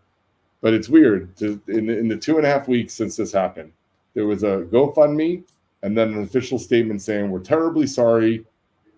We're saddened about Riley. And then they asked for privacy. And it's like, okay, but that 2-week gap, where the hell were you guys? And, it's like, unless you're being investigated, or you're worried about something going wrong with you, I don't see why anybody in their right mind wouldn't be using the full force of social media they have to try to get the word out about their brother. Because, again, you're being sold, it says on their website, brotherhood for life. Well, where the hell were the brothers when he went missing? Yeah, well, that was what we started with, right? They weren't online looking, and the police certainly weren't doing much. We were down there, so they weren't, unless they knew he was in the river, because they saw it and they were just trying to find the body and waiting for it to come up. I mean, they found him pretty far downstream, so they maybe knew that he probably wasn't in that vicinity. Well, yeah, they said that the water moves about the undercurrent moves about 8 feet a second, and it's a pretty. Yeah. So, and then the night that it happened, it was right after a rainstorm, right? So it probably moved faster. So, yeah. So yeah, especially if the locks were trying. Yeah. Maybe that's why they weren't down there. But, I'd like to think there's no way they don't know more than they're coming out with right now, which also makes me suspicious, because if it was just a flat out accident, they would be going out of their way right now to put this thing to bed. They would be coming out with all the videos. Agreed. They would just want to shut everybody up. Instead, we're all going nuts thinking the worst, because there's a minimum of, God knows how many, forget about Luke Bryan's bar. That's another animal. There's a gazillion cameras in there, but there's a minimum of 10 cameras that I saw on that route.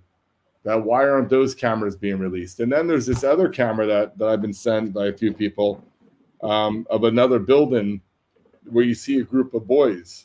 Did you see that one? Someone posted the whole thing on video on YouTube. Yeah, that started with a lot of rumors, that one. It's very blurry. It's hard to tell, but you could tell they look like maybe fraternity boys. Were they any of his brothers? Like, can Luke Bryan's bar maybe help put that together? What were his friends wearing? Were his brothers going out looking for him? Or who was that group of boys in that area? Because as we know, people walk around Broadway, but they don't walk out by that bridge. No, there's no reason to. There's nothing there. As you saw, there is nothing there. Yes, there's just so many unanswered questions. And so if people are upset about the attention, if Delta Chi is getting upset, if they really want to be left alone, then okay, can you guys please come out and help tie the story together? By the way, worst case scenario, you're going to give closure and peace to the family. Because now we're seeing is, if that's true, if the family has some suspicions about what happened, or the second guess in the first autopsy, well, for the love of God, for these parents, help give closure. Can you please come out and tell them exactly what happened? And can we back it up with video from Luke Bryan's bar? So, again, if Nashville and Delta Chi and even Riley's family, if they don't like all the attention this is bringing, well, there's a very easy way to stop it. And that makes me a little more suspicious. Maybe there's something bigger going on here, that they have a crime that was maybe, because cops are allowed to lie. They could say that there's no foul play, to try to let the person who had something to do with it let their guard down while they gather more evidence, right? And then boom, they get them. Because remember how cool they were playing it? They said over and over again at the Idaho murders that they had no suspects, and then the whole time they were following Koberger, right? Yeah. So you never know. Maybe they kind of do know what happened, and they're analyzing this too. Maybe someone was involved, and maybe they're watching that person to see how that person acts while they gather information and they analyze more of the videos, and maybe they go to a grand jury. I don't know, right? But again, it's just, it doesn't. I said it on the bridge that night on that TikTok that if it walks like a duck and quacks like a duck, this is. Yeah, has a little bit of feel of a duck. There's something weird with this whole thing, and you know, we all don't feel right. I didn't meet one. Did you meet one person that was down at that bridge from the Cajun Navy or anybody that I didn't. The outcome is sitting well with them? And again, we're not trained law enforcement, but some of the Cajun Navy people are. They're ex-military, ex-police. Like, everybody was kind of feeling the same way. Like, okay, they found them, and well, what happened? And they were extremely quick, remember, to come out and say, "Oh, no foul play. He fell off the bridge and drowned." It was immediate. It was immediate. Yeah. So it's interesting. And a couple things just so people can kind of have an understanding, because you were talking about the river and the rainstorm. So where I live in Nashville, I live a little bit north of the city, very close to Old Hickory Lake. And if it rains, they open those locks to try to get that lake down. It's a Corps of Engineers lake. So it was, man-made lake. And so they open those locks and water flows, and it does go straight into Nashville. In fact, when I had a boat, we would go through those locks and even a jet ski at one time, we would take it all the way down to downtown Nashville and dock it down there. The other thing that I can tell people, because I know a lot of people, at least in my videos, have been asking about the logs. This lake, Old Hickory Lake, there is so many trees and logs in this lake. Like, I cannot tell you how many times I hit, because they were just always there under the water. So between a jet ski, between a boat, you always hit them. And when you go into the locks and you drive your boat or you drive your jet ski in there, you are literally in the locks with like probably 50 to 100 logs every single time I did it. And then those float down the water. So I think that when, you're talking about 8 feet a second, you're talking about higher water levels than normal, probably faster rushing water than normal, just because they're trying to push that water out and get it done. But that could also explain why, when he was found, he had gotten trapped under a log or something, because there are just so many of them. The other thing that I want to say, which is unrelated to this, is, like you said, we have a lot of questions out here. Whether or not we're entitled to answers is debatable. I mean, I guess the answer is not really. We're really not entitled to anything. But if the police, if the police don't want us making speculation, they want it to go away, then come out and say something. Say something. Or Luke Bryan Barr wants to put this past them. Okay, release all the video, because the only reason they wouldn't be releasing the video is that the police are telling them not to, because there's an active investigation. Otherwise, they're free and clear to release that video. And they could, and if everything was done the way Luke Bryan's people say it was, they could put this whole thing to rest right now by just putting out their beautiful video cameras that they have. Instead, for whatever reason, because whenever there's a fight, how many times have we seen a celebrity fight or even a shooting in a club, and that footage is out right away, right? Why is the footage not made public of Riley at the bar? Why is that being held back? Are the police telling them don't release it right now? Because they would be super gung-ho to get that out there. If the story meshes, and I actually believe Luke Bryan's bar, that is a really well-run establishment. So I believe it too. If the story is what they say it is, they overserve them, they're professional, because they're a very professional team. Then they want that video out. So the only reason it's not out, and the only reason they're not coming out even saying that we can't release it, if there's an active investigation, they'd be keeping their mouth shut. So and I agree with you on the statement. They're getting mortar fire right now. People around the world are shitting on Luke Bryan's bar, and they're not even out there defending themselves. So the silence from them says a lot. The silence from the fraternity says a lot. Like they can come out all they want and say, well, there's no foul play, but everybody around this case is acting weird. Yeah, I agree. And I agree with you 100% on the statement.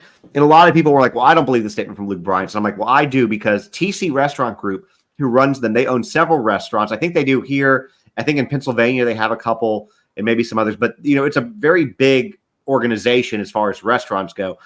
And it would hurt them more to lie, I'm sure, than it would be just to tell the truth. So I'm with you. I think that they're being as forthcoming as they're able to be. So, and I know that's probably killing them, right?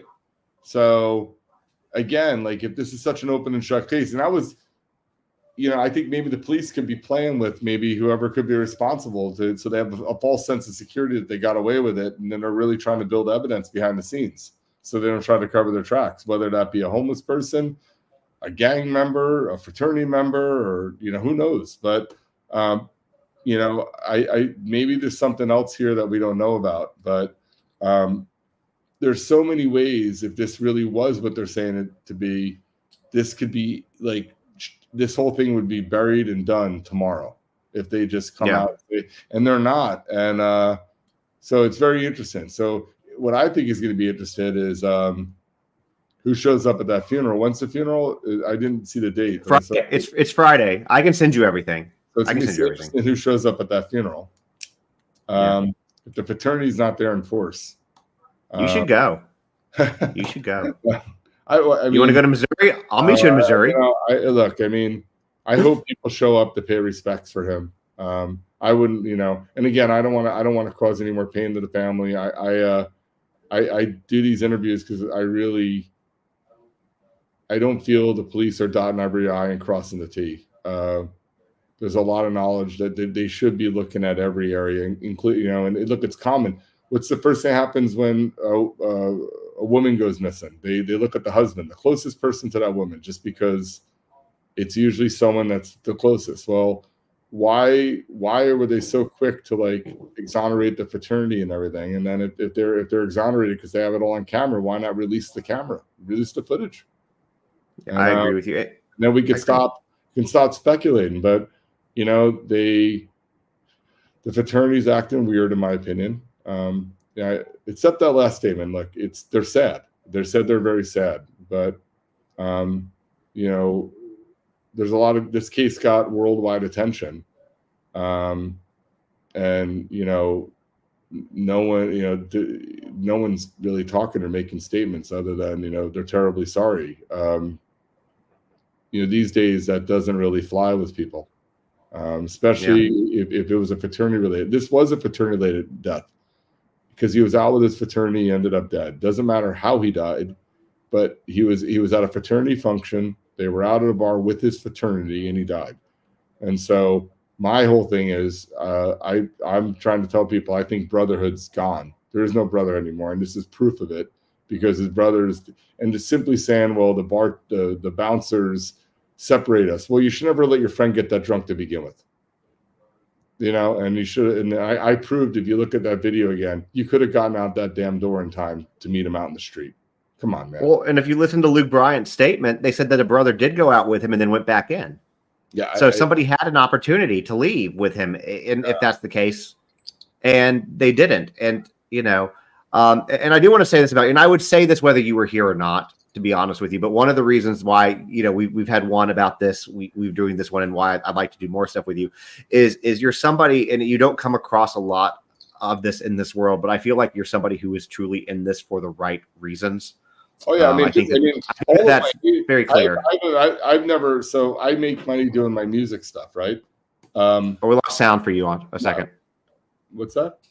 I lost sound for you for a second. You're back. My hazing stuff. I'm on the board of a couple of charities that I work with, the Love Like Adam Foundation, the NMB Foundation. Like everything I do for the hazing world and fraternities, I do for free. I only put my own money in. I put my own money in with WVU on Breathe, Hold, and Breathe. I didn't charge any fee or make any profit on 45 Mill Street. We put all the money up on Death of a Pledge. I self-finance with family members, victims, like the families who lost their children, put the money up with me on Protect the House. We're not in this. We're not doing this for money. This is what I do to raise awareness. Everybody has a charity. Mine is hazing. Yep. I think, and yes, hazing is a much bigger problem than anybody understands. A lot of people who say, well, why not childhood cancer, this and that? I am trying to raise the alarm bell. Hazing is a much bigger problem, and it's everywhere, from middle school sports to even organizations like Student Council to the military to the police. It's gotten way out of control. And if we don't somehow tone it back, we're going to have disastrous consequences, because we're allowing it to just progressively get more and more violent. And so I don't get paid to do this. This is, my day job is, working with bands like Foo Fighters and Alicia Keys. It's a passion project. Yeah. And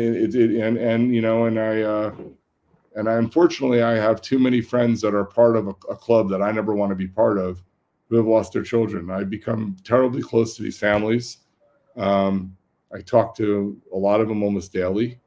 I talk to the Diversely's and the Oaks almost daily, every day. and seeing the pain that they've gone through. I mean, the Diversleys, here they are 16 years later, the Oaks 3 years later. The pain never goes away, and it's exasperated by the fact that they don't have answers on how their kids died. And then when they see these things happening over and over again, especially like, how do you think the Oaks feel right now? They're out there suing Delta Chi in a very public manner. And then there's another death around a Delta Chi brother. Yeah. That makes them feel horrible. And so, I'm sure it's very triggering. Yeah. I'm sure it's very triggering for them. So there's Breathe, Nolan, Breathe. There's Protect the House. And what other documentaries have you done that people should check out? There's 45 Mill Street. That's another one about a fraternity death. Colin Wyatt, he died in Ohio.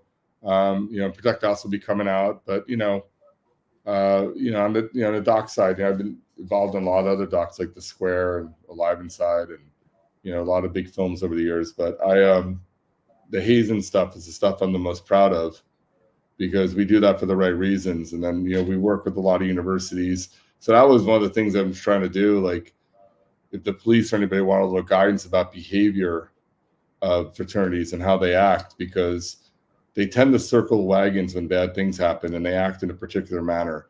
And again, I don't know why they're behaving the way they do if they had nothing to do with it, because what they're doing now is textbook how they acted when Adam Oakes died and when we've seen other tragedies where they were responsible. So again, if you guys aren't responsible, why are you acting the way you are? So I pray, for the parents' sake, if Riley was very close to his fraternity and it was a mutual love, then I pray they show up in force on Friday. If they don't, I do too. If they don't, I'm going to be back on with you Friday night, because that really is a red flag in my opinion. So Delta Chi, please prove me wrong and show that you're there for the family, because it's very weird. I would love for this to end. I was hoping that when we did Protect the House, it was supposed to be a 1-year-long project, turned in almost 5 years now, because every time we try to find an answer and we think we have an ending, another death happens or something. And it's just like, it's so complex. There's no easy solution to this. There's no easy way to kind of change a culture now that has gotten out of control for almost a decade. But one way we can stop that is transparency, and the transparency starts at the very top. So the leaders of these fraternities. So like, even in this case, if this was an accident, they have nothing to do with it. Well, Delta Chi needs to provide more transparency. There's a very eerie vibe of secrecy. The police should be more transparent on this, because it was a fraternity related thing. So you kind of have to like treat these things a little differently if they really care about changing fraternity culture, because the world it operates on secrecy and a code of silence, and there's no logical explanation after now we have we know what the end result was on Riley, why there's still this silence around what's happening.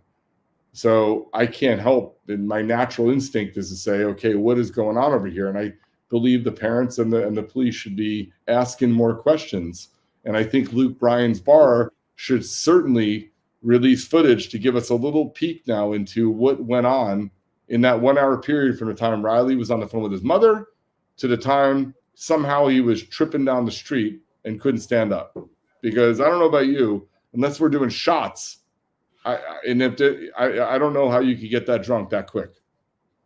And it had to be some really strong shots too, like something like straight tequila. That's the only time I remember getting drunk very quickly. It was like 7 tequila shots. Yeah. Someone said maybe it was hazing. I don't think it was hazing, because an upperclassman and a senior doesn't get hazed. So, yeah. But they'd be held to pay for that. But they fuck around with each other. It's not like there's been plenty of instances where fraternity brothers, drug each other, or maybe they did drugs together, and maybe it was all willing. Maybe he willingly took them, but they're scared for that to come out because they feel like they can get in trouble. Something took over his body pretty quickly where it was pretty extreme, right? And so I don't think we're getting the full story.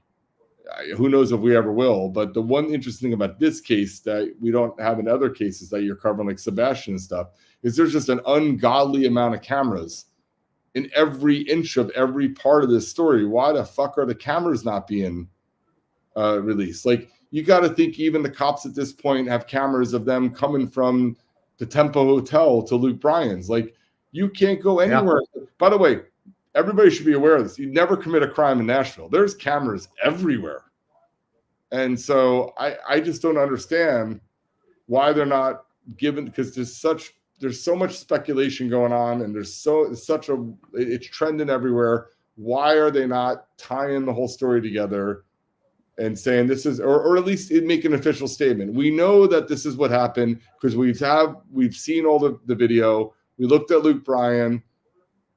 Like, they're not saying it would end it. And I think if it would end it, they would say it. So the fact they're not saying it, that says it all. The fact the brothers aren't speaking says it all. Like, there's just weird.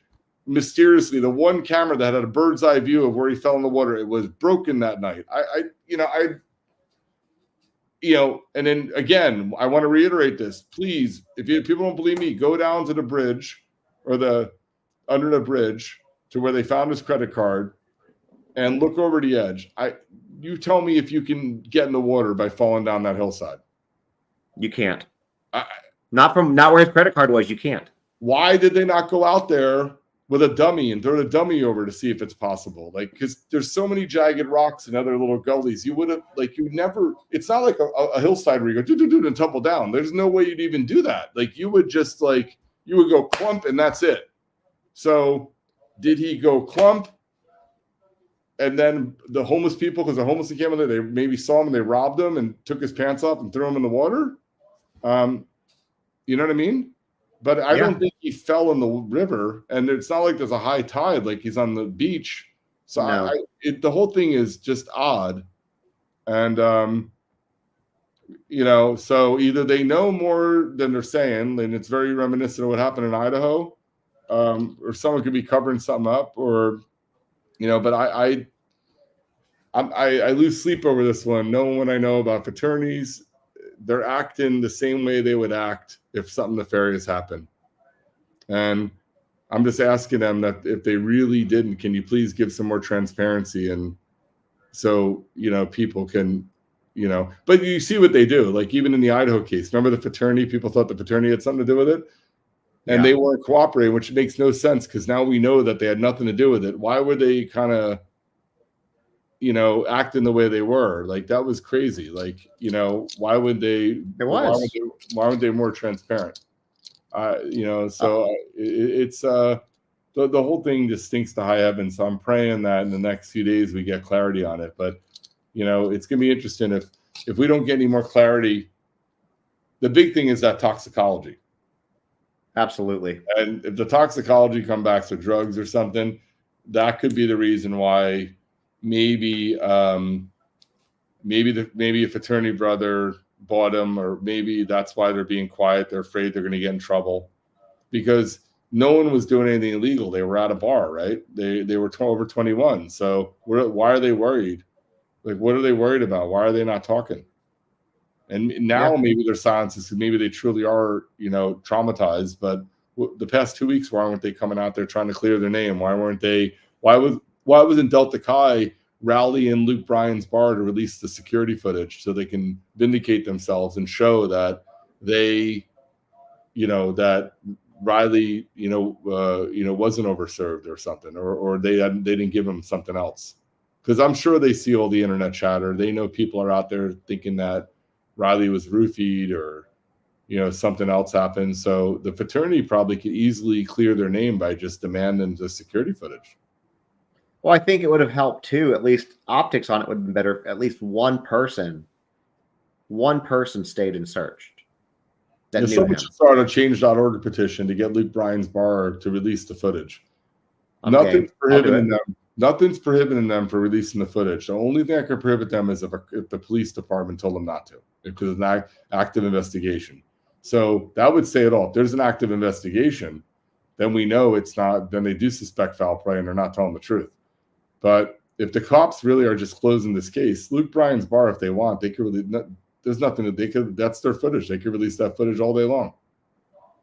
Do the change.org petitions really work? Like, have they ever been successful in getting somebody to do something? You get enough signatures, it's hard to. I'll start one. But I'll make a note. I just, the way they're just moving on. I don't know. That's a little weird, right? And it feels like even Luke Bryan's bar is part of a fraternity now. I mean, this is if it is mafia owned, then it is kind of like, Now you're really starting rumors, but how do we? I don't know how we go from a world where really there's no secrets because social media and like cameras everywhere to this case that has so much attention, has so many secrets tied into it, which almost feels impossible. Yeah. Right. Well, I'll tell you what, I'll commit this to you. I will work on a change.org to get these cameras released. And then when I get it made, I'll share it with my people and you can share it with yours. And, why the hell not? We got nothing to lose. Maybe they'll just release it here soon because, there's a lot of people out there calling to see the tapes because I think if we saw what was going on at the time before and then at the time he got kicked out of the bar, we could easily see if what we're being told, meets all the stories, right? And what people are saying. And if it does meet it, then this was like the craziest accident I've ever seen in my life. Freak things, like even like somehow Riley defied gravity when he even fell off the cliff into the water. I mean, it'd be like Final Destination kind of stuff. I don't know how anything can. Seriously, I don't know if I threw a basketball off that part if it would have ended up in the water. Because did you see those other big deep crevices? There's all these places. Like he would have had to somehow launch out. Which, by the way, then if he launched out, that's not falling. He had to somehow get pushed or jump. But I think that there are parts along that road where you could fall into the water, but where the credit card was and where you couldn't. Yeah. And the credit card was kind of in the middle of the hill, right? Yeah, but based on what I didn't go down there, but Olivia showed me where it was found, and I went down there without Olivia. She went down without me, and then by the way, scary as shit going down there. I almost fell a few times, but every time I almost fell, I would have fallen and hit my head on the rocks. There was never a time where I was in a position that I could have ended up in the water. And that was what I was like. And when you're down there, you get a whole different perspective. You're like, wow. It's really further out than you think. It's not like a drop right into the water. But there's another analogy. If you end up in the water, maybe he went up the stairs and he was going over the top of the bridge because the cell phone would have been in the same place. And maybe he was being chased because he could have fallen off the top of the bridge. That's a lower railing. Or maybe he jumped off thinking because he was scared of something, thinking that he would go in the water and swim to shore, but not realizing that it's like a 100-foot drop. Because he would die if he did that jump. So I don't, there's just a lot of unanswered questions. And I would like to think that they would come out and help put an end to this and just release videotape or how about a more detailed statement from the police? Because that was just a bizarre statement. How we don't think there's any foul play. And I don't know. I don't think, I'm an optimist. I usually see the glasses half full, but after the past 8 years of doing nothing but studying fraternities, I'm the exact opposite when it comes to fraternities. I always assume the worst.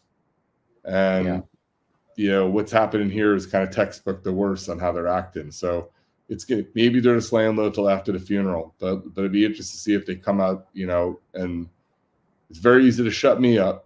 And they can just come out and say, we want the video released, and some brothers can make statements, and then we'll look other places on this. But even them, if they're not involved, does this feel right to them?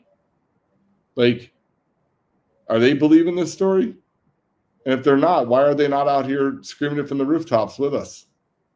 Yeah, I agree with you. But I think going to what you just said, I think, what I cover, I know what you've done. I think when you get entrenched in some of this stuff, and it's always just you're dealing with and talking about the worst of the worst, I think that it's just you become a little pragmatic about it. I think that you don't have a choice because you see it's rare that the best possible outcomes come from these types of scenarios. Meaning, you're not seeing the good. And I look at, I'm a father. I have a daughter in college. If my daughter was out with a sorority, she's not in a sorority, but she was, and she went missing, I would certainly want her sorority out there going crazy on social media, organizing search parties, everything. And so I don't even know how Riley's family can be okay with the fact that the fraternity just wasn't psycho about how they were looking for him. They might not have had a chance to process that yet. Maybe. But I'm sure, but they had enough time to process to go take finals and go on spring break, right? Some members went on. The family didn't have time to process that the fraternity hasn't done anything. No, because like we talked about in the previous video that we did, the school would have given these people plenty of time in these types of these types of things happen. They're like, okay, hey, we realize this is traumatic. What do y'all need? And the schools are typically pretty good with that kind of stuff. Like if a roommate dies or a friend dies, or it's a event like this. To me, my buddy James and I, we were in a quad at West Virginia.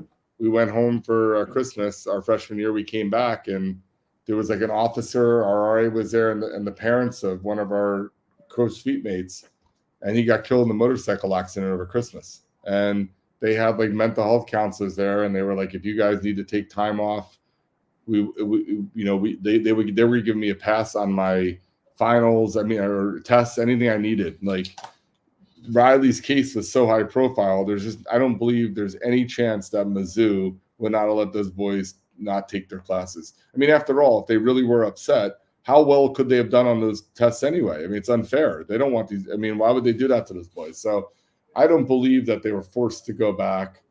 The only thing that makes sense is the police told everybody to not talk. And if that's the case, then the police should come out and say that, because then they owe it to the fraternity and they owe it to other people, or maybe people are like that. Remember, there was like that homeless guy people were looking for. Yeah. Police should come out with more information and help take ownership and say, we told everybody to stay shut because we're looking at other things, but they're not doing that. And so it leads me to believe that, the story we're being told isn't what happened. And so it's going to be interesting to watch this unfold. I would not be surprised that a lot of people said they had to get back for tests. Because you're right. I fortunately did not deal with that, but I've known people who did. And my understanding is that for a lot of those cases, if you have a situation where somebody close dies or a situation like this, like you said, you get a free pass. Like, you know what, you ace your final. Your mental health is important. And I will bet, I would put money on it that despite the fact that they didn't stay here, they didn't search, and they used that as an excuse, plenty of them probably took that to the fullest extent, took advantage of it to the best they could. I would not be surprised. I would not be okay with that. Like, boy, the Nashville's lucky this didn't happen to my son, because, I would have been going crazy. I would have been out doing press conferences like a psychopath. I would have 10,000 people down at that river looking for my son. Yeah. I agree. And the family was wonderful. Like, they were talking to you, they were talking to everybody. Like it was Chris, the godfather. They gave their cell phones out, and there were a lot, they would take tips and stuff like that. But I don't know. In a world where we have social media, where it's easy to get the word out, I felt like there should have been a bigger response internally, right? Not from you, not from Olivia, not from when I got there, I expected to walk into thousands of people. Like, even Sebastian, there were more people looking for Sebastian. Right? Yeah. Well, there were, but that's a different episode at this point in time, because that has turned into a massive cluster. I'll give you a preview. Yesterday they weren't going to search because of weather, but the weather, it drizzled till about 10 a.m. and then it was beautiful the rest of the day. Mm-hmm. Then today they weren't going to search, and a social media creator came out and said, why aren't we searching? And they said, okay, hey, we're going to search, be here in 30 minutes. And then they called off the search after a couple hours and said, okay, we're wrapping up for the day because we don't have enough volunteers. Let's talk offline about that. It sounds like someone scripted a Netflix movie. I don't get it. We'll talk offline about that, Dan. Time is of the essence on these things, right? And 100%. were you on site when Riley went missing? Were you there the first day or the second day? I think it was the second day. It was either the second day or the third day I went down there. And what were at least police down there then? Were they looking heavily? Because they say there were 4 cops. There were 4 cops standing under a bridge, all talking to each other. but no one was. And I had that in my video. No one. It was not there. My assumption was like, okay, they already combed this area. That must be what it is. And then the more I thought about it, I was like, well, then you would still see remnants because they don't take like police tape and stuff down immediately. No. If they do so. No, there was nothing there. No one searching. I don't think they ever treated it like a crime scene. And I agree with you. And that's what's sad about it. And the brothers, they never acted too panicked to me. They were way too level-headed about this whole thing. And I just, you got to put yourself in the shoes, because we were about as close to being in their shoes as possible, because we were there and we were confused. And as days went on, we would get more and more nervous that it's not going to have a happy ending, right? And so there was every day that passes. And the people who were for them, there was a sense of panic in all of us. When that panic wasn't shared with other people. So either they knew what happened,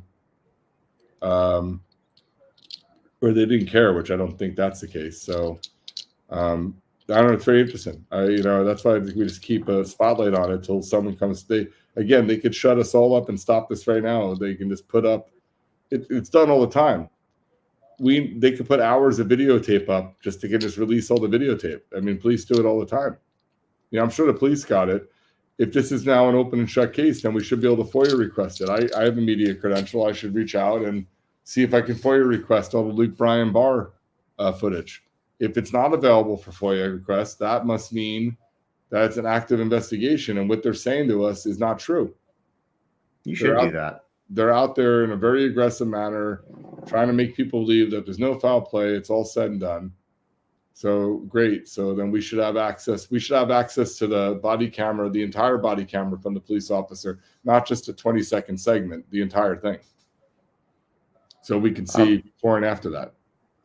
I think, and if you do that, I'll be happy to. I mean, I know you have your platform too, but I would be happy if you get that stuff. That we'll blast it out. I don't put this stuff on my own platforms because, again, like everything I'm doing, like even all the fraternity stuff I've done, like I refuse to make money on that stuff. Like even when I go speak, I speak at universities. I never take a fee. If there's an honorarium, I'll let it go to charity. I cover my own expenses. Like this is something I'm doing for the right reasons because I want to end this, right? And so if I have something, I'm happy to give it to you because I want to get the word out there. I really believe that, if everything's like they say it is, then they could end this in 2 seconds because we've seen a bunch of. By the way, the security camera footage that was released, not all of it was released by the police. Some of it was released by building owners and stuff. They put it out, right? Like I know. Yeah, that, okay. Correct. So I'm just wondering why Luke Bryan didn't release. They very specifically said they were going to only share it with law enforcement and not release it publicly, they said that on their statement, which was kind of, I thought kind of peculiar, unless there was something they didn't want people to see. I mean, it is the classy thing to do. No, especially knowing now that he died. Maybe they're just taking the high road and being classy, and maybe the story we're being told is the story, but they should probably ask for the police then to give a more specific statement then, because you don't want them to get accused of exploiting a kid who died. So maybe they're just trying to be classy about it, and that's it. And but if I were them, because they're getting destroyed online right now, I would tell the police, like, can you please make a more detailed statement of what you guys know? That we've already been through the security camera footage. The story that is being told that they said they only served them one drink. We have verified that. Like, let them off the hook then, to be fair, if that's what they're doing. But see, they're not, and they know. So, is there a different story here? I guess we'll hopefully find out. I think maybe something else is going on behind the scenes. This might be Idaho Murders, 2.0, where they're onto something. They're not telling any of us. No, that will be a surprise, a pleasant surprise if that's the case. But they're bad. I'm not holding my breath. Well, they're bad Yeah. liars so far. It doesn't make sense. I don't believe this. I just don't believe what I've heard. I may, I told you, I know stuntmen and stuff. I want to get a 6'7", 170-pound dummy, and I want to have you go throw it off that ledge and see. I'll do it. A remote chance that thing would end up in the water. I'll tell you what, and I know I've offered to do this like 5 times for you if we do this. I'll take it one step further right now. I have a good friend of mine who does videography for a living. I'll take him with me, and we'll film the whole thing from different angles with a drone and everything and see what happens. I mean, I think even if you launch, I'll take Kyler with me. It's got to be from the railing to the water. It's got to be, what, 40, 50 feet, like out? Forget about down, but just, 50, maybe like 60 feet. It's part of that water. And if it was a hillside, yeah, it would tumble down the hill, right? But there's no way to tumble on that. It's the craziest hillside. There's trees and shrubs. There's big like holes. There's rocks. Like I don't. Yeah, unless the cell phone. Now the other thing. Maybe the cell phone ping is wrong. Maybe you went in somewhere else. And maybe the credit card ended up there because maybe a homeless person did find it and they dropped it there because I was in a homeless encampment. Yeah. But what are the chances of that? But the cell phone ping would be wrong and the credit card mysteriously happened to be in the same place. But we'll never know because as far as we're aware, they never fingerprinted it to see if there was anybody else's fingers on it. They never. I didn't know that. I mean, I don't need to laugh. This is not, but I didn't know they didn't fingerprint it. I haven't heard that they have. There's been no information that says that they have. So, and yeah, but regarding this fraternity stuff, like I said, these last couple conversations you and I have had, you have shed a lot of light on things, and my personal feeling from my experience with my fraternity. I am very happy and committed to help blow this up for you, and get more awareness around it. And I will also tell you, should any of the people that who have gone through this want a large platform to share it, I'm happy to give them that too. I would love to come on with the families. You should hear the stories from them, and it's you can listen to me, that's one thing, but hearing it from the parents who lost their children, that's what people need to do. People need to listen to them and listen to their stories because they've been through such horrible tragedies, and it's like the pain just doesn't go away from them because they don't really get closure. And then when they go on, they try to fight for change. It never happens. So they almost feel like their kids died for no reason. It's freaking horrible. And so that's why I've chosen to kind of make this my mission. And I'll just keep at it until we figure this out. But like these, the nonsense has to stop. I mean, it's freaking bullshit, man. I mean, I'd like to think kids today are smarter than this and they don't want to tolerate this bullshit. But who the hell would want to be part of something like this? I agree. Yeah. Not this. Not where if I go missing, nobody's going to look for me but complete strangers. Yeah. I don't want that. I mean, and that's after you had to drink someone's piss and be degraded and, so multitude. So you think at least if you drink someone's piss and you're tortured to be a member of this, they would at least have your back if you're missing, right? It's the least they can do. One would hope. Well, like I said, you name the time and the date. You have my platform. They have my platform. And we'll do it the exact same way we're doing this. We'll stream it on 4 different platforms. It'll be on YouTube. It'll be on TikTok, and then that way people go back and look at it. And then we'll roll the audio into a podcast. Yeah, that's awesome. So we can do that. I'm happy to give them that. Yeah, I want to see. Count me on Friday night if they don't show up at that damn funeral. Well, I think let's just plan on Friday night anyways, and we'll just do it anyways. I'm calling them out. So if they they don't go show the respects, why wouldn't they do that if there was nothing bad that happened? So I pray for that family that they show up and those boys support. Yeah. And, that's the first thing they could do. And by the way, it's nothing to do with anything else. And I'm not accusing them of anything. But if you're a brotherhood, you go and you support that family now. You be there for that mother. Mother's Day is coming. Delta Chi better send some goddamn flowers to Riley's mom. I agree. Because if you want me to believe in the nonsense you're selling about this brotherhood, well, they just lost a brother. They better be there for that damn family. Otherwise, that's what I'm just going to blast it in the world. I'm going to let the world know on how Delta Chi, hey, they're not really there for you or your family. This is the way they treat people. They just lost a brother. they better be at that funeral on Friday, and they better be there for that family for the rest of their lives. Because that's I'm going to tell you right now. It's sold when we joined this shit. I'm going to tell you this right now, and I know you won't care. I'm going to steal everything that you just said. I'm going to put in a video tomorrow. Sure. Addressing Delta Chi. I'm going to do all because I think that you're 100% right. Yeah, this is where you prove me wrong. This is where you show me that there's still a brotherhood. Let's see the brotherhood, and I want to see other Delta Chi's there, not just his chapter. They should all come out in force and support that family on Friday, and because for whatever reason that brotherhood let him wander off, right? Well, let's change that and let's go there and support and be there to help that family get through this, and and maybe the fraternity can help. If they really have nothing to do with this, maybe the fraternity should be out there rallying and saying, hey, Luke Bryan, can you please release the footage? And so I just feel like there's lots of ways to kind of turn the course on this thing. I'm out here not trying to accuse them. I'm trying to get them that if you really, because there are a lot of people in fraternities that are good people. There are a lot of people in fraternities that actually believe in the system and signed up for the right reasons.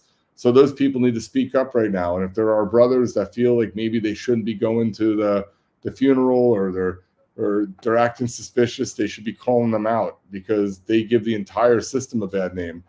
Like the way they act, they can only blame themselves if people have these crazy theories about the way they act. I mean, I saw the way they acted in Adam Oak's death and the way they're still acting in Adam Oak's death. And it's exactly the way they're acting in Riley Strain's death. So I can only think the worst. So if they want me to not think the worst and they want me to come out and applaud them, I'll be the first one on Friday night giving them a bravo for coming out and supporting the family. And I hope you put that in your video too, that the brothers came out and supported the family. But if they don't show up, I absolutely would. If they don't show up, that says it all. They've been silent and then they don't show up for his funeral. And by the way, it's not like he's being buried in another state.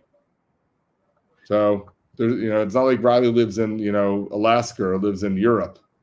So there's no reason not to be at that funeral unless maybe a lawyer or someone tells him not to be. Or if the family said they didn't want him there, then why would the family not want him there? That's the other thing. So, I mean, this is a very complex thing, and it's interesting any way you look at it. So if the family doesn't want him there, then that says it all where the family's head's at. And if lawyers tell them not to go, that says a lot too. So the only thing that would, in my opinion, make me think anything different than the worst happened if they show up and everything's kumbaya on Friday and they're there mourning their friend and their brother, and they act the same way they would if their friend died of cancer or died in a car accident or suicide. But if they act any differently than another tragedy, then the police should be all over their shit. I agree. Before we wrap this up, people are asking about your social, so I'm just going to do this. For those of y'all who want to follow Dan, you should. There's Joe Perry. Yeah, right there. He's at the bottom. We can scroll. Well, no, I can't. There we go. But there he is. He's DC3 director. You know it's real because he's got the check mark. And then I'm really proud because I just went here and I didn't know I wasn't following you back. So I also became your 700th TikTok follower. So oh, really? Yeah. So I don't really post that much on TikTok. I probably should because that's where everybody is, right? It is. I'll just start tagging you in more shit. Is what I'll do. But here's his TikTok. And then where can people watch your documentaries? Where can people, the ones specifically on the fraternities, where can people find those? These docs are all on YouTube. So 45 Mill Street, Death of a Pledge. If you want to learn about what Delta Chi did to Adam Oakes, Death of a Pledge right now is on. It aired on PBS actually in the greater Washington, D.C. area. But we're on YouTube, so you can just put Death of a Pledge, Adam Oakes, and it'll come up. Breathe, Nolan, Breathe is on YouTube. It's at, I don't know, 5 million views between all channels. I don't know where it's a few places on YouTube. But WVU has it on their YouTube page. And just note, Death of a Pledge and Breathe, Nolan, Breathe aren't for young kids to watch. If they watch, you just be warned. We open up Death of a Pledge with the body cam footage of Adam Oakes. So Adam Oakes is dead in the room. We blur him out, but it's still obvious what happened. And Breathe, Nolan, Breathe opens up with the 911 call, but we show there was security camera footage in the fraternity house at Kappa Sigma, and we actually show his lifeless dead body being dragged into and thrown on a stripper stage. But you see him limp, you see he soiled his pants, but we actually show him dying. And so it's tough for some people to watch, but I think it's important for people to watch because they really could see what's happening in fraternities. You could see how brothers treat brothers, right? Brothers aren't supposed to let their friend die right in front of them, but no, there's two right there that happened. And so, but almost every case I do, there's a pause. Like Gary Diversley Jr., he died at Ryder. They didn't know what to, they didn't call 911, and they knew how much alcohol he consumed, and they called his best friend over to come help. If they would have called 911 right after what they did to him, like almost every boy I'm covering would be alive. And that's what's crazy. So when I attack brotherhood, they can shit on me and yell at me, but I have every right to, because all the boys that I'm telling their stories, every single one of them, the brotherhood failed them. Not only did they do a horrible thing to them, but even after it, they didn't do a goddamn thing to help them. And then they died. And they can't say they didn't know, because now they all go through hazing prevention. They've seen films like mine. So almost these kids, even in Adam Oaks, were aware of Breathe, Nolan, Breathe. They knew that what could happen after they give someone alcohol, and yet it happened again. Like, what? Like, really? And so, these kids are smart enough to get into college, but they're not smart enough to know that if you force someone to chug a bottle of whiskey, that they're going to be in trouble. And so, this is typical fraternity behavior. So I'm sorry if there's Delta Chis that are upset with me, but I'm sorry, but you guys act like a gang. You pretend you're a gang. You know what? You can't get angry then when we throw darts at you, because I saw what you did to Adam Oaks, and you're acting the same way on this. So you want to get me to apologize. You want to get people to come out and and stick up for you. Then tell us the truth, what happened that night. And by the way, I'm sure those brothers have cell phone footage of that night. Everybody has their damn phones out. They're probably, they probably have video footage of Riley doing shots or whatever. So, it's very simple to shut someone like you or me up. And we'll stop talking about Delta Chi. But right now, I'm talking about Delta Chi because I have firsthand knowledge of what they did during the Adam Oaks case. And now, what those members did to them now. And I wouldn't put it past these brothers to do something nefarious to Riley. So, that's why I'm speaking out, because a lot of people have been like, what the hell are you doing down there dealing with this? It was an accident. I'm like, I don't know if it was an accident. How did he get But even if it was, the story with what you do, the story is still there. Like none of, and I know I'm beating a dead horse with this. None of them showed up. None of them were present. None of them were there. So yeah, so it's gonna be interesting to see how this shit comes together. And I challenge them, if they know something I don't know, or they want to get their word out, great. You know what? No, to be wonderful. Let's get someone from Delta Chi to join us on your podcast, and we can talk about it. I'd be happy to have Eric Oaks on too. Let's have Eric. Like I said, we could sit here and talk all about Delta Chi and what they're doing to try to make a safer environment. I'd love to even hear, see, here's the thing. The way the statements have been made is what a classy organization would do. And I just don't think they have it in them to even act like that. I'll applaud them. But normally when people just make a statement and they don't say anything else, it's because they're being told by law enforcement to not say anything. And I don't think law enforcement was telling them, because law enforcement wasn't doing jack shit on this thing. So it's going to be interesting to see how they defend, how they acted the past few weeks while they were looking for him. And then even after the aftermath right now. So if the biggest fucking set of flowers isn't from Delta Chi at that funeral, and they're not there in force, oh boy, Friday night's not going to be a good night for Delta Chi with me. Well, I'll say this.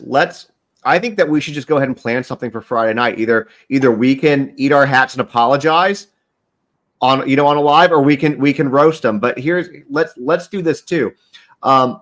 You give me some dates and times that are good for you and Adam's, parents, if they want to do this. I will reach out to Delta, you can if you want to, but I'll reach out to Delta Chi. I have no problem doing that. Somebody at the national level and be like, hey, this is what we're going to talk about. You can either come on and have a conversation with us. We'll be very cordial. We'll keep it all, on the level. Or if you don't want to show up, cool. We're going to let everybody know that you wouldn't show up to have this discussion. Yeah. And I'm happy to do that. I mean, I talked to you today. I have no problem reaching out to people that are well above where I should be talking to people. So I reached out to Drake Bell's agent today. I reached out to Valletta Wallace today. I even sent her a letter because I found her address to like, hey, let me interview you. So I have no problem doing that. And let's see what they have to say because, put up or shut up, right? Let them see if they want to make a change. Or just be truthful for what you are. If you guys really have just evolved into just drinking clubs or social clubs and there's no real brotherhood anymore, then change your fucking website and everybody will leave you alone because no one expects you to be better. But when you're out there preaching these principles and this brotherhood thing and here for life and each other's backs and like community service, all this crazy shit, okay? Well, then you better live up to that. And if you don't live up to it, then you can't get pissed then when people, like you say, roast you, right? Oh, shit. Yeah. Eric said he'll jump on now if you want him to. I mean, if he wants to, we can roll with it. I don't care. You tell me. I can send you a link to send him, or I can send him a link. Yeah. Hold on. Text me the link. Yeah. So Eric. Okay. So here's where you're really good. So Eric Oakes, his son Adam Oakes died at VCU 3 years ago. He was a Delta Chi. He was they made him an underground pledge, and they killed him. They forced him to drink a whole bottle of alcohol, and they found him dead on the ground, and they partied over his body.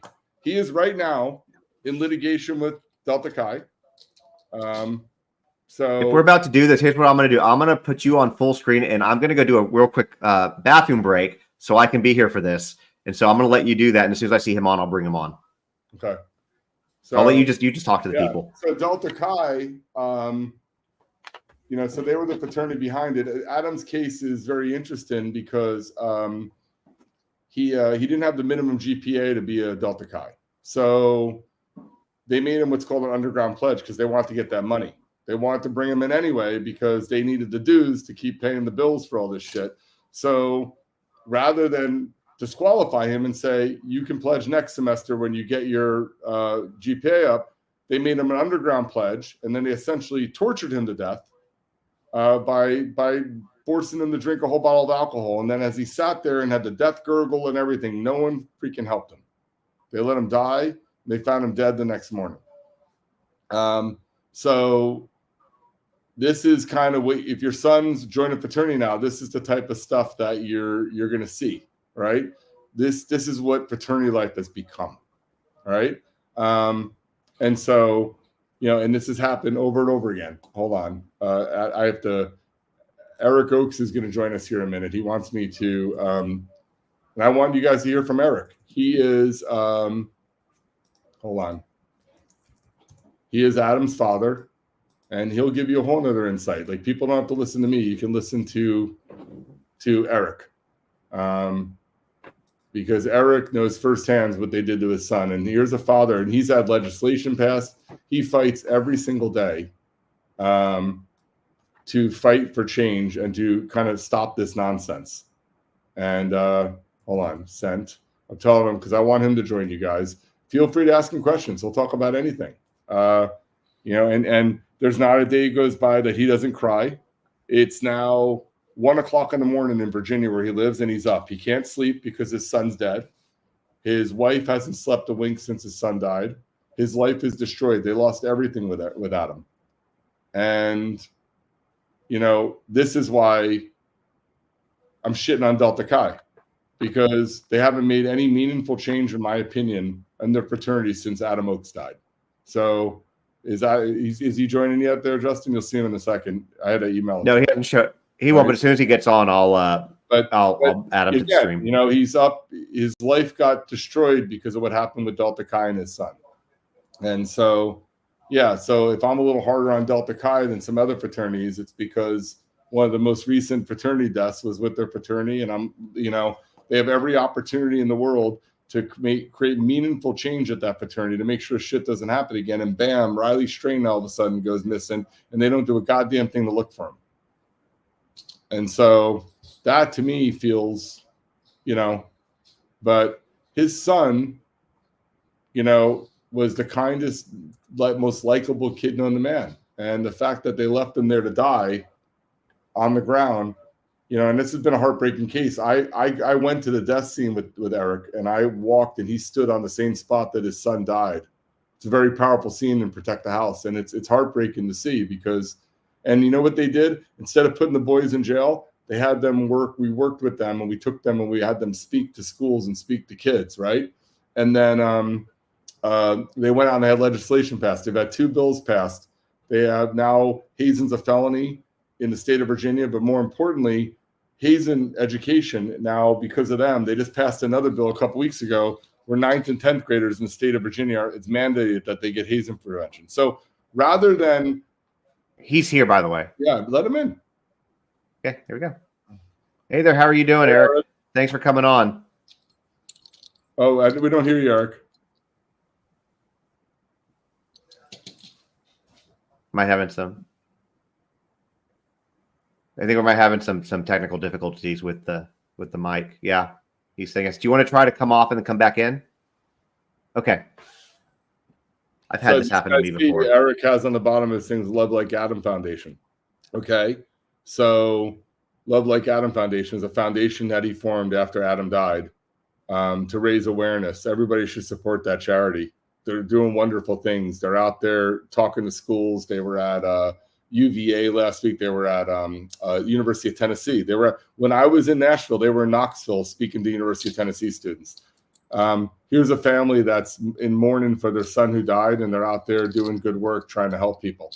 But he's probably the most honest person you've ever met. If you really want to know, how their family has suffered and what's been happening with fraternities, he's the guy to ask. I mean, he went through he lost everything. They don't have another kid. Adam was their only child, and he lost his whole life when Adam died.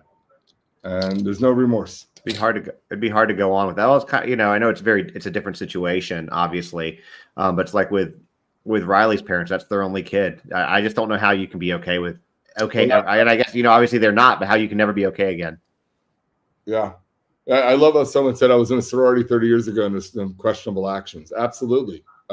It's much different. I was in a fraternity 30 years ago. It's way different, guys. I can't shout it from the rooftops more. There is no similarity between a fraternity or sorority today than it was 20, 30 years ago. And that's what parents need to be aware of. The world that you were in does not exist anymore. They're doing sadistic, crazy shit. And the people at the top are very well aware of it. You there, Adam? Eric? Yeah. Hey, Justin. Thanks for having me on. Thanks for coming on. First, I just want to say I'm so sorry that everything that you're going through from the bottom of my heart. I know that doesn't help at all, but thank you for coming on. It means a lot. Thank you. I appreciate it. So, Eric, I met Justin when I was down in Nashville when you were actually in Knoxville at the time, but when I was poking my head around the Riley Strain case. Justin, has a pretty big following on TikTok, over 1 million people. We're actually live on his TikTok right now. We're live on YouTube, Facebook. This is streaming live to multiple platforms. But I've gone on his show now a couple times this week to talk about different things going on, raising awareness, what's going on in fraternities. And, finally tonight, I'm like, you really want to know the truth? You want to hear from someone that suffered the greatest tragedy? I'll just have Eric join. And the fact that you're up is obviously a result of you losing your son. Yeah. One thing I love about you is you're very raw and real. You're willing to talk about it, but you've been living in this pain now for 3 years. You can't sleep, and yet you're out there doing good things. But I'm sure that this has been an emotional 2 weeks for you and Linda, because to see another death, whether they have anything to do with it or not, but another Delta Chi related death has to be heartbreaking. Yeah. First and foremost, it's horrible what happened to Riley, and we're totally, very upset at the whole situation, and our hearts go out to his family. We know exactly what they're going through, and the pain's real. And, it's 3 years later and we still miss him every day, every minute of every day.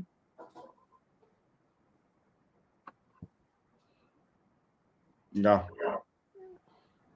And I guess what would you like people this is, so the way that I am, Eric, it's very non-exploitive. It's lending a platform, and this doesn't have to be the first time to come on, but what would you like people to know? And as far as, obviously you're welcome, of course, talk about the Love Like Adam Foundation. Please do that while you're here.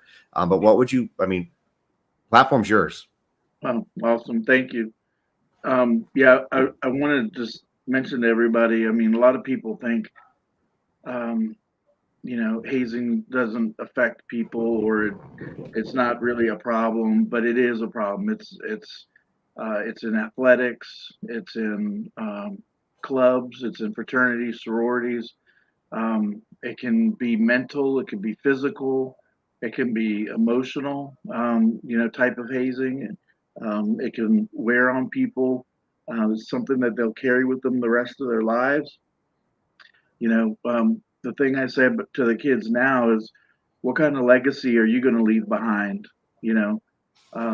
For Delta Chi, for example, in Missouri, what kind of legacy do you want to be known for? Do you want to be known for, what happened with Riley, or do you want to be known for, hey, and I know his death wasn't hazing related, but just how the brothers left and left them behind. It's just, you just don't do that.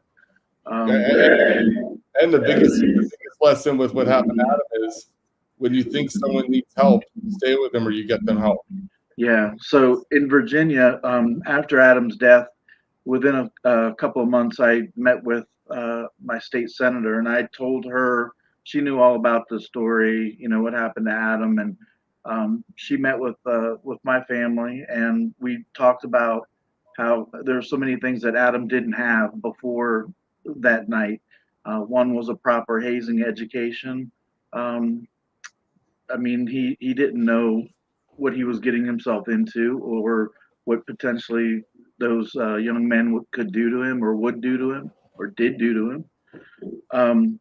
And I know a lot of people think, oh, well, Adam didn't have to drink, or Adam didn't have to do the things, So what people have to understand is, the first thing that happened when Adam got into the frat house is that they gave him a drink. They said his name. He came down and met his big brother, and there's 40 other members standing around, and they're all yelling, "Chug, chug, chug."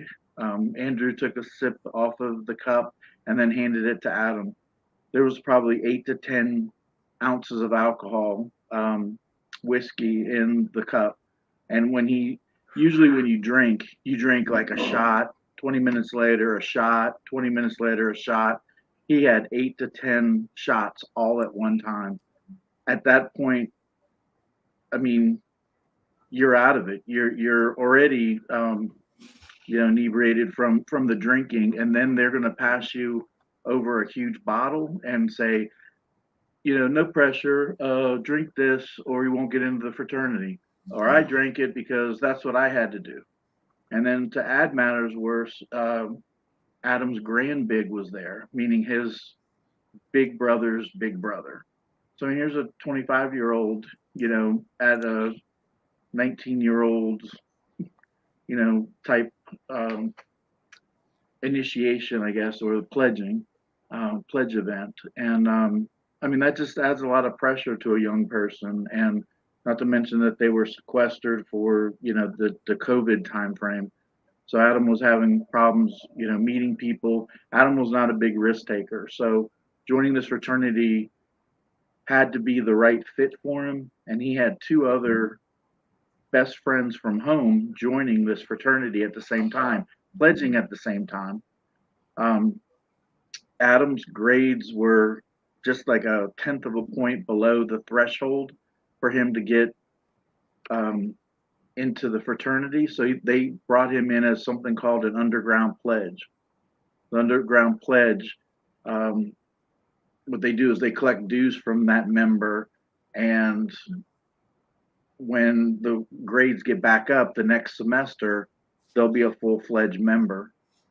It's very prevalent in the fraternity. It's not in the guidebook or anything, but they do it, and it's very prevalent in the fraternity system. So, just getting back to what happened with Adam is, so we when meeting with my state senator Jennifer Boysko, which Dan's met her and interviewed her, she was 100% behind us all the way. She said, "What do you want me to do in this bill?" And I said, "We need to address the things that Adam didn't have. Number one, the proper hazing training education. You need to learn tools, how to identify it and how to get yourself out of it. The second part was bystander awareness. So if you're caught, if you call the police and 911 to get somebody help, you're not going to be thrown in jail. You're going to be immune from prosecution, and you should be immune from getting kicked out of the school, the higher education, the college, because they're behind us too. They support this law, and then information on the websites for these colleges. I have records of Adam's search log, and he went on to VCU sororities and fraternities, and club page. But when we went up there, there was no information that this chapter had 5 sexual assaults, an accusation of rape, fighting, providing alcohol to minors. All of these we got FOIA documents after Adam's death, of course. By the way, that was Delta Chi too, guys. The same as Riley. That was Delta Chi in Richmond, Virginia, VCU chapter, which they're expelled, and they're not coming back to VCU at all. And so now all universities have to have a report of a hazing incident report of found in instances.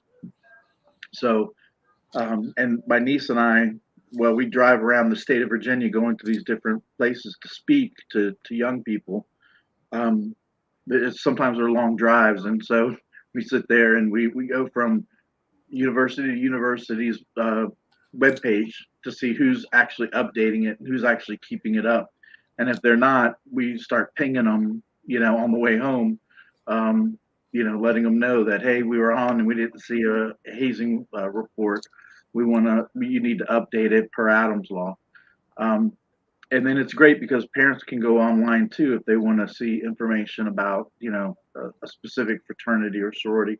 And also, if you're a young lady and you want to go to a fraternity party, maybe you didn't hear great things about this fraternity, you could actually do some research and see, oh, well, they have this fraternity party I'm thinking about going to. This chapter on our campus has been caught, sexually assaulting women or drugging them. So that's important to find out as much information as you can. So a lot of people are commenting about what we're talking about now and how that relates to Riley. And Riley was in hazing. I want to be very clear. We're not making any accusations that the fraternity had anything to do with it. We're not making any accusations that we know. Just probably zero chance it was hazing related because he was already a brother. But what I've always been talking about, what Justin likes to talk to me about, is fraternity behavior and culture. And that's what I've become an expert on. And now, unfortunately, Eric's become an expert on not by choice, because his son died as a result of a fraternity-related incident. And the reason that I think that it's relevant to talk about in the case of Riley is the behavior of the fraternity after Adam Oakes died is the exact same way they're acting after Riley died. So if they don't have anything to do with it, then what I'm saying is that really shows you what's happened to Brotherhood and what they stand for, because it's proof that they don't give a shit. And then if that's not the case, then maybe they know something that they're not talking about. But either way, in my opinion, their behavior is not indicative of what they're selling that Brotherhood for Life on their website. Yeah. And if I may also add to that, the only two similarities between Riley and Adam's case is the fact that they were both Delta Chi's, and both of them are no longer with us. But what I want to stress is that we're like Dan said, we're talking about the behavior here, but Eric deserves to be able to tell Adam's story every bit as we deserve to hear Riley's story. His story is a separate story that deserves to be known, that deserves a platform, that needs a platform. And so please realize that it is separate from Riley. It's not a comparison. Absolutely. Yeah. And I mean, just like what Dan was saying about the way the brothers acted. I mean, after Riley was missing, I mean, how can you get in your car and drive back to Missouri? I mean, without your brother, without a member of your extended family. I mean, that blows my mind. Unless the police told him, you need to leave, get out of here, which I don't think that's the case. But yeah, I mean, like Dan said, I mean, there's it seems like these fraternities have these action plans or a contingency plan. Like if something happens, you immediately, you shut down the websites, you shut down the social media sites, you go ghost, you don't talk to anybody, you don't talk to police or media or anybody, and it's like a game plan, when a tragedy happens. I mean, that's see, we just want to know what happened to our son, and all these guys weren't talking, and it's like it's stupid, because if you didn't do anything wrong, why do you need to have coverage of a lawyer? Eric, tell everybody, did the guy show up at Adam? No, nobody showed up. I mean, so Adam's friends that were pledges that night showed up. Showed up for Adam's wake and the funeral, and what would you say if none of the brothers show up at his funeral, at Riley's funeral on Friday? Oh, every one of them better be there. But if somebody doesn't show up, that tells you something. Maybe that person has something to hide. Again, go to Delta Chi, it says Brotherhood for Life. It's the first thing you see on the website. So they just suffered a tragedy. So let's see what happens on Friday morning. Yeah, I mean, I was in Knoxville, not far away, and I wanted to go help look. I mean, why would they leave it? It blows my mind. It's just not cool whatsoever. I mean, he would have been there looking for them, I'm sure, if it was one of them. I don't know. I mean, there's a lot of holes in that story of what happened to him. So I hope we'll get the truth. So we obviously know your story, that unfortunately Adam died, and we know what happened. And the reason why Riley's case is so interesting to me is that for a case that on one hand the police and everybody are saying, oh, here's what happened, it was an accident. Well, the fraternity's actions are eerily similar to the way they acted when Adam died, and like the other fraternities act. So that's what doesn't make sense to me, because we know the way they act when someone gets in a car accident, right? But we also know the way they act when they have something to do with the death, and they are acting like that. And if the police told them not to talk to anybody, usually the police would tell people we put people under a gag order. So none of this makes sense. And even, I don't know if you noticed, Eric, but some of the brothers, when they said they had to go back to college, back to school to take finals, which damn well the school would have given them off. And then someone on spring break right after this. So the brother's missing. There's people searching a river, and they're off on spring break. That's deplorable. I mean, that's their spring break should have been up there searching the banks of the river for their brother. You know, I mean, that's ridiculous. Yeah. And, So and the way I and the way I look at it, because I'm looking at the comments over here too. I know that I'm looking at them on YouTube, and I know Dan, you're on TikTok, but there's somebody over here saying, we don't know the whole story, speculation without facts. And here's the thing: at the end of the day, with Adam's story, Eric knows the facts. That's not in question. And with Riley's story, we might not know what happened, but we do know that not one of those brothers showed up to search. What we also know is that you have free will. You don't have to listen to what the fraternity says. If you had a brother, if you had a friend, if you held a complete stranger you just met went missing, I've been out here for Sebastian Rogers' search. I was down there for Riley's search. There are people who do not know these people who are out there. And so it becomes completely unacceptable when you have a group of 200 people that are supposed to be part of this brotherhood.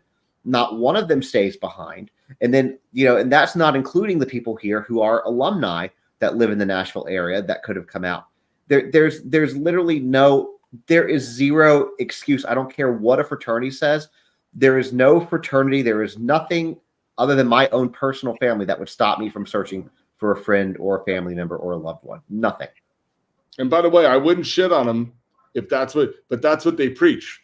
Delta Chi preaches that's what they're going to do. So, all right, you don't like me shit talking you, then why didn't you do it in this case? And if the cops told you not to, then please come out. But I'm sorry, you're sold this brotherhood that nothing could penetrate it. So I don't even if the cops told you to not interfere, fuck that. I would be looking for my friends, especially when. And I'll take it.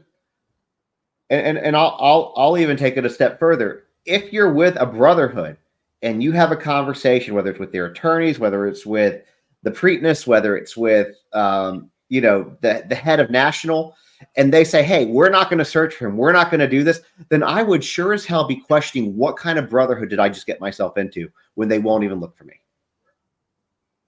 I was thinking the same thing when you were saying that.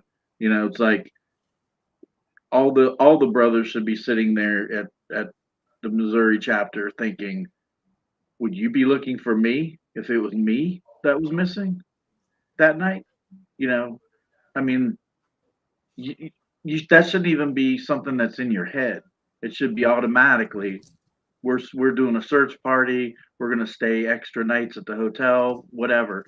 Even if you had to go and take your test and then you came back. But they didn't even do any of that. And then they went on spring break. It's crazy. Yeah. And it's a sad story. It's gonna be interesting to see, in my opinion, how it unfolds. But the reason why Eric is kind of relevant, there are so many similarities with the behavior of the fraternity afterwards. And so we have facts in Eric's case. We know what happened with his son. We know what happened to Adam, and then we saw how they behaved. Why are they behaving the same way with Riley if it's an accident than they did with Adam when it wasn't an accident? And so I think for the sake of of knowing the truth and putting this in the rest, I think we deserve to know what really happened. And if the police or Luke Bryan's bar, by releasing footage, can help put an end to that, then great, release it. But I certainly hope, for the sake of the parents, I'm wrong, and I hope that on Friday there's 1,000 Delta Chi's there. I hope they come out in force to support that family, because as Eric will tell you, Eric, well, at the time, well, actually, no, you knew what happened to Adam by the time you buried him, so you didn't really want the brothers there, right? No. Okay. So, but the family now, they're being told the brothers don't have anything to do with it. So I'm sure, and the mother said that Riley loved his brothers and they loved him. So I pray they show up for them. I'm not going to hold my breath, because I know the way these guys operate. And so it's going to be interesting to see what they do. And yeah, we're calling them out. Let's see if you guys show up to support the family. And if you have a valid reason not to be there because police are telling you not to, you can go out and make a statement. You could say, hey, we're being told not to show up. And then we'll shut up. Yeah. Yeah.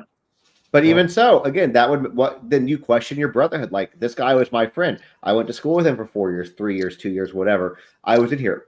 You know, he probably had a little, at least one in that fraternity. You know, where were they? I want to be very clear too about the Big Little thing. The Big Little thing's a bunch of horse shit too, because it was Adam's big brother that gave him the alcohol. It was Adam's big brother that didn't check on him. It's Adam's big brother that partied over his dead body. It's Adam's big brother who left.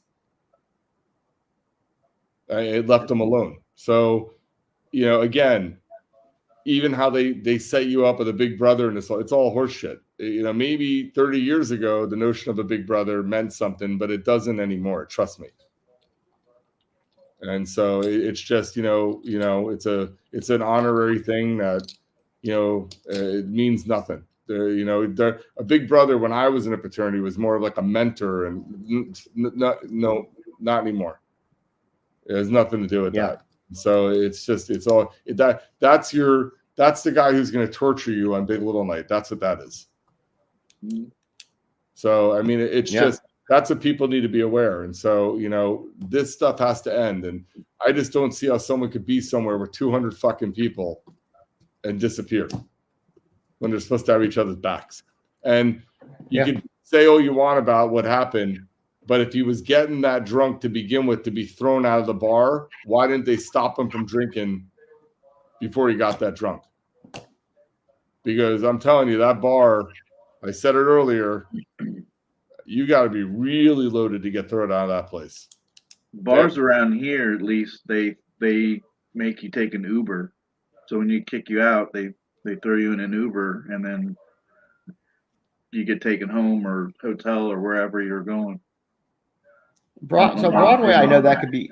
Broadway, I know that could be a little bit difficult because of how just incredibly crowded it is, and the cars can't really move on it. But I mean, there should be some other type of system. And I mean, if you're talking about having issues where people are this drunk, then maybe they need to be on the busy nights, but keeping just an ambulance and some EMS just stationed there.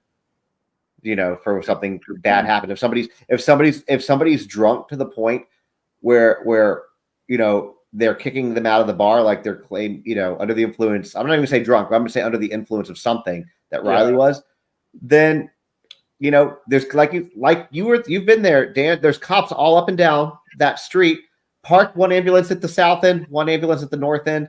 Walk him over there. Give him to a cop. Walk him over there. As we know from Riley, he fell when he was trying to run. He tripped. He could have tripped over his boot or something, because now the last footage seen of him, it did not look that inebriated. Like, Adam blacked out, and Adam was unconscious, and they still did nothing. But Riley kind of looked okay in that last video. Like, so that's what's also very strange about this whole thing. The body cam from the police officer. Yeah, and he answered right away. The cop obviously didn't seem too concerned, because he would have followed him or stopped him. And so I just, the reason I raise this awareness is 9 times out of 10 in fraternity related matters where there's a death or some kind of big crime, the police often overlook it. In Adam's case, this thing almost slid away when they came in, because where Adam died, it was an annex house. It was an off-campus fraternity related house. There was no letters on it. So when the cops got there, they didn't realize that it was a fraternity related thing. And they almost, they almost were removing the body. It was almost all done when all of a sudden a thing came up about a big brother, but it almost skated under the radar as just a bunch of kids getting too drunk, and he drank himself. Like, literally, Eric was like minutes away from never being able to find out what happened to his son, because the police didn't recognize it as a fraternity thing. So, and this happens almost everywhere, almost every fraternity related death. The police usually don't question the fraternity, and it only comes out later. And because of that lack of investigation, they have a very hard time putting the pieces of the puzzle together. So I'm pleading with the National Police to pull the damn Delta Chi's in, get their fucking cell phones, and see what they know. Because it's either now or never, because they won't get it in 6 weeks. And so whenever a kid's in a fraternity, more likely than not, the fraternity, most of the time, this is not slander or anything. Like 51% of the time when something like this happens and there's a fraternity event, the fraternity usually is involved. And the problem is police, like, just for whatever reason, whether it's the mentality that all people in fraternities are good kids or boys being boys, the fraternity is usually the last person. We brought it up earlier. When a woman goes missing, doesn't matter who the husband is, the first suspect is the husband. And they corner right the husband, even if the husband's a priest. Doesn't matter. They go right after the husband. Why? The second a fraternity incident happens, they should immediately question the fraternity. Immediately, because you only have that window, and God forbid they're involved. You have a very limited window to get cell phone, text. Get the data you need. All right. And otherwise they cover it up. That's why I think it's important to talk about this, because we see in behavior and we're seeing patterns similar to incidents where the fraternity was involved and the police are not doing anything to question the fraternity brothers. And so, I find that to be a travesty. So part of our foundation's mission is to bring awareness to all the stakeholders, the members of the fraternities, sororities, and clubs, teams, whatever, the parents, the faculty at these universities and high schools, and one of them is police, because police don't know how to investigate a crime scene like fraternity related. So any campus police, where we have created a whole curriculum, and we have so far gone around to like 4 or 5 different places and trained them on how to investigate the crime scene. Even prosecutors. Did you talk to prosecutors as well? Yeah, we did. We talked to the prosecutors of Virginia in the Commonwealth. It was one of their annual conferences, and yeah, we had that. That was pretty big, because you had 70 different prosecutors, DAs that were there. But we got more in depth, and now we have a few of the really big universities wanting us to come and do training just for their campus police. So it's a smaller group, but that's fine with us. Because they need to know what they're getting themselves into, and also what to look for. Like in Adam's case, there were so many things that didn't happen that should have. It didn't cause his death, but it really could have been bad for us when we were trying to put the pieces together afterwards on what happened. So we don't want that to happen to another family. Number one, investigations botched. And Eric, you're a little different, because Adam wasn't a brother yet. So you and Linda didn't really have time to formulate an opinion on the fraternity, right? But other families whose sons were a little more in, and the attitude that Riley's mother has towards Delta Chi is not uncommon. And that's one thing we're trying to tell law enforcement, because it's not uncommon for the parents to be like, oh, the fraternity loved him, they would never do this. Because, again, like even Eric will tell you, especially one of the kids that was involved in Adam's death, these aren't bad kids. Like, so if you meet them, you wouldn't think for a minute that they would ever do anything nefarious to your son. And so most families, so maybe Nashville police didn't look into the fraternity because the mother's out there saying, oh, my son loved the fraternity and they loved him. So automatically what police does is think, oh, well, it's not the fraternity, and they move on from that and they're looking in other areas, when maybe they could have. I just don't see why they weren't handled a little differently, especially in light of the behavior we're seeing now. And and that's what we're trying to raise the red flag on, because the behavior is very indicative of what's happened in deaths where they have something to do with it. But more importantly, they should have questioned every one of those kids. Instead, they didn't. They didn't really treat this as a crime. And also the 911 call seems a little suspicious to me. 12 hours later. So, I think it's important that education, and Eric, I said this earlier, you weren't on. They asked me, actually, Justin asked me yesterday, what's the number one thing you think that could start putting a dent in this? And I said transparency. Yeah. I mean, Eric is one of the ones trying to fight for a bill called the Stop Campus Hazing Act. Unfortunately, this thing's been getting kicked down the road for a few years now. If that bill would have been passed when it was first introduced, his son would probably be alive today, because Eric and Linda would have been able to look up Delta Chi and they would have thought sexual assaults and everything. And you better believe that Eric and Linda would never have let Adam join Delta Chi. Adam wouldn't have wanted to join Delta Chi either if he'd seen all the sexual assaults, the rape, the fighting. I mean, Adam wasn't like that. He was totally opposite. Never got in a fight in his life. It's a good kid. So that's what we do. People should be aware. And I don't know if anybody has any questions for Eric, but he's probably the most open and honest. He suffered a tragedy, but he's willing to really answer any question. I mean, for us, when I met with the DA, Allison Martin, in Richmond, the city of Richmond, she was straight up. She said, look, it's going to be hard pressed for a jury to put these guys in jail because they see hardened criminals and crimes every day on these juries in the city of Richmond. And they're just not going to, put these guys away. And that's why we didn't charge them with manslaughter or involuntary manslaughter. And hazing was only like a year in jail was the max penalty. So we kind of got creative with, the sentencing, because they probably weren't going to serve any time. We had them do something called restorative justice, where at least the main three would meet with us in a setting with a couple court appointed officials, and we could ask them questions about what happened, and they could ask us questions.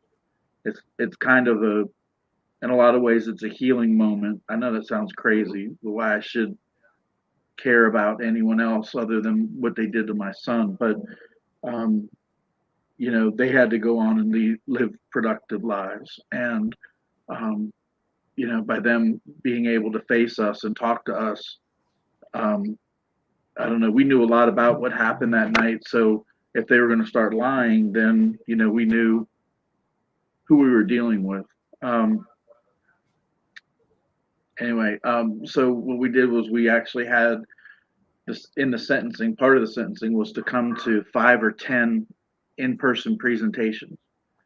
So I'm a grieving parent. Everybody's going to sympathize with me when I'm on a stage talking, but these young men they can identify with, and when they're there, it's pretty powerful because they see a peer, they see an equal on the stage, talking about, I never thought this was going to happen to us. Look what happened. My life has totally changed. I got arrested, spent like 3 days in jail. It was horrible. And, I let my family down, et cetera, et cetera. But,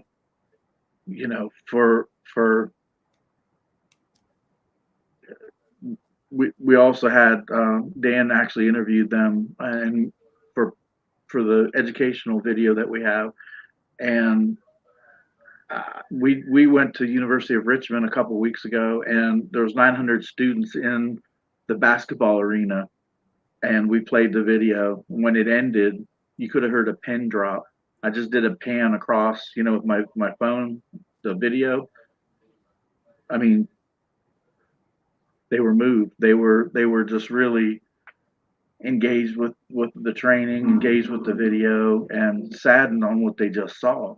And But Justin, everybody's so on the Riley case, everybody was looking for Riley except the brothers.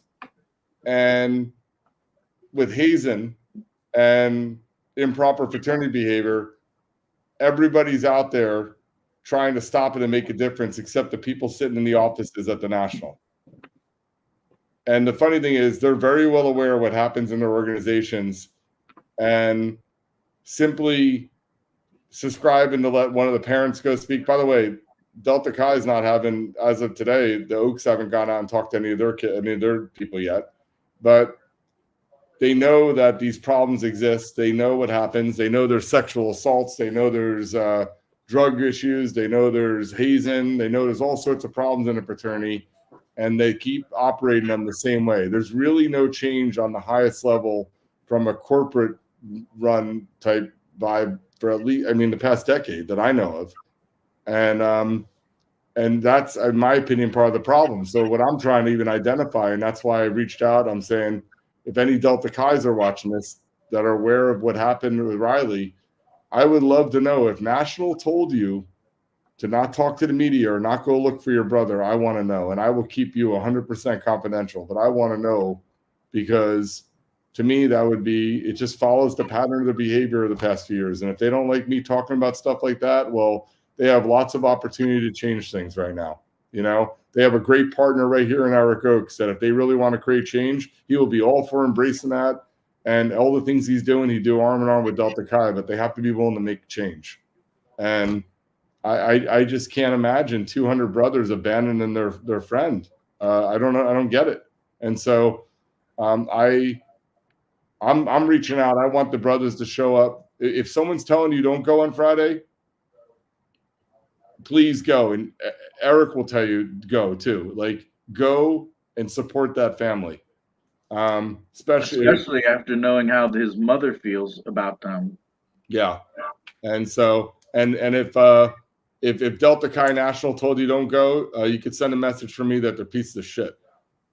Because that's not the way to handle this. You know, they got sold on a brotherhood, start acting like it. You haven't acted like it for 2.5 weeks. And Friday's your chance to change that. And I think if you don't go and you care remotely, you're going to regret it for the rest of your life. Yeah. So don't let somebody tell you not to do it. Maybe not. I think one of the things, if you care. By the way, I think one of the things that Eric has a hard enough time with that I actually can't get him at, I'm not going to name names, but he has a few boys that were implicated in Adam's death that just really don't show any remorse. It's fucking weird. I mean, criminally prosecuted. We know they had something to do with it, and they're like almost angry at Eric. Eric could have put him in jail too. And like, how dare you want me to come speak in front of kids? It's like they want to move on with their life. It's the weirdest thing. So you would be shocked on how these kids are brainwashed, and they care so much about the fraternity that if someone dies, they almost feel like it was their fault, and they get in the mode where they want to protect the fraternity anyway, and you'd be shocked how many good kids end up not caring. That's what doesn't make sense. It's almost like they've been brainwashed into a cult. You know, because I still have a hard time saying out of the Adam Oakes kids, I think there's one of them that's, in my opinion, not a good kid. But in general, they're all not bad kids. They were raised right, and some just don't show remorse. So believe it or not, you would be shocked. Even if some of these kids didn't have anything to do with Riley's death, they may not just. Riley's going to become the enemy now because he's bringing a bad name to the fraternity, because the fraternity's name was implicated in his death. So watch out. You'd be shocked. There's going to be boys that don't show up at that funeral because they like the one that went on the spring break rather than look for his friend. He's probably mad that how could Riley be spoiling the moment for us? He couldn't hold his alcohol. It was his fault. They're trained to think this way. I'm telling you, it's a form of brainwashing. So, that's why people need to be aware. Like, fraternity life has to change if it's going to survive. We can't have any more families going through what Eric's going through, and we can't have any more boys dying. And, Riley Strain went to Nashville on a fraternity event. They went there for a fraternity weekend. If he wasn't in a fraternity, he'd be alive today. So regardless of what happened on the bridge, he went there for a fraternity event, and he was there with so many damn friends it's a false sense of security. Even if his parents were like, oh, you're going to Nashville? Who are you going with? Well, I'm going with 200 brothers. You're like, oh, he'll be fine. Don't think your son's okay because he's with his brothers. Because it doesn't matter whether there's 25 people in a house on Big Little Night, what happened to Adam, or there's 200 people going to a formal. They don't have their back. They don't. And so that's the moral of all this. So, we can wrap it up, but I'd love to do, we should see what happens on Friday. But if people want to learn more about Eric and Adam's story, I think you should, you go to lovelikeadamfoundation.com and you'll see the film Death of the Pledge is on there. It's also on YouTube.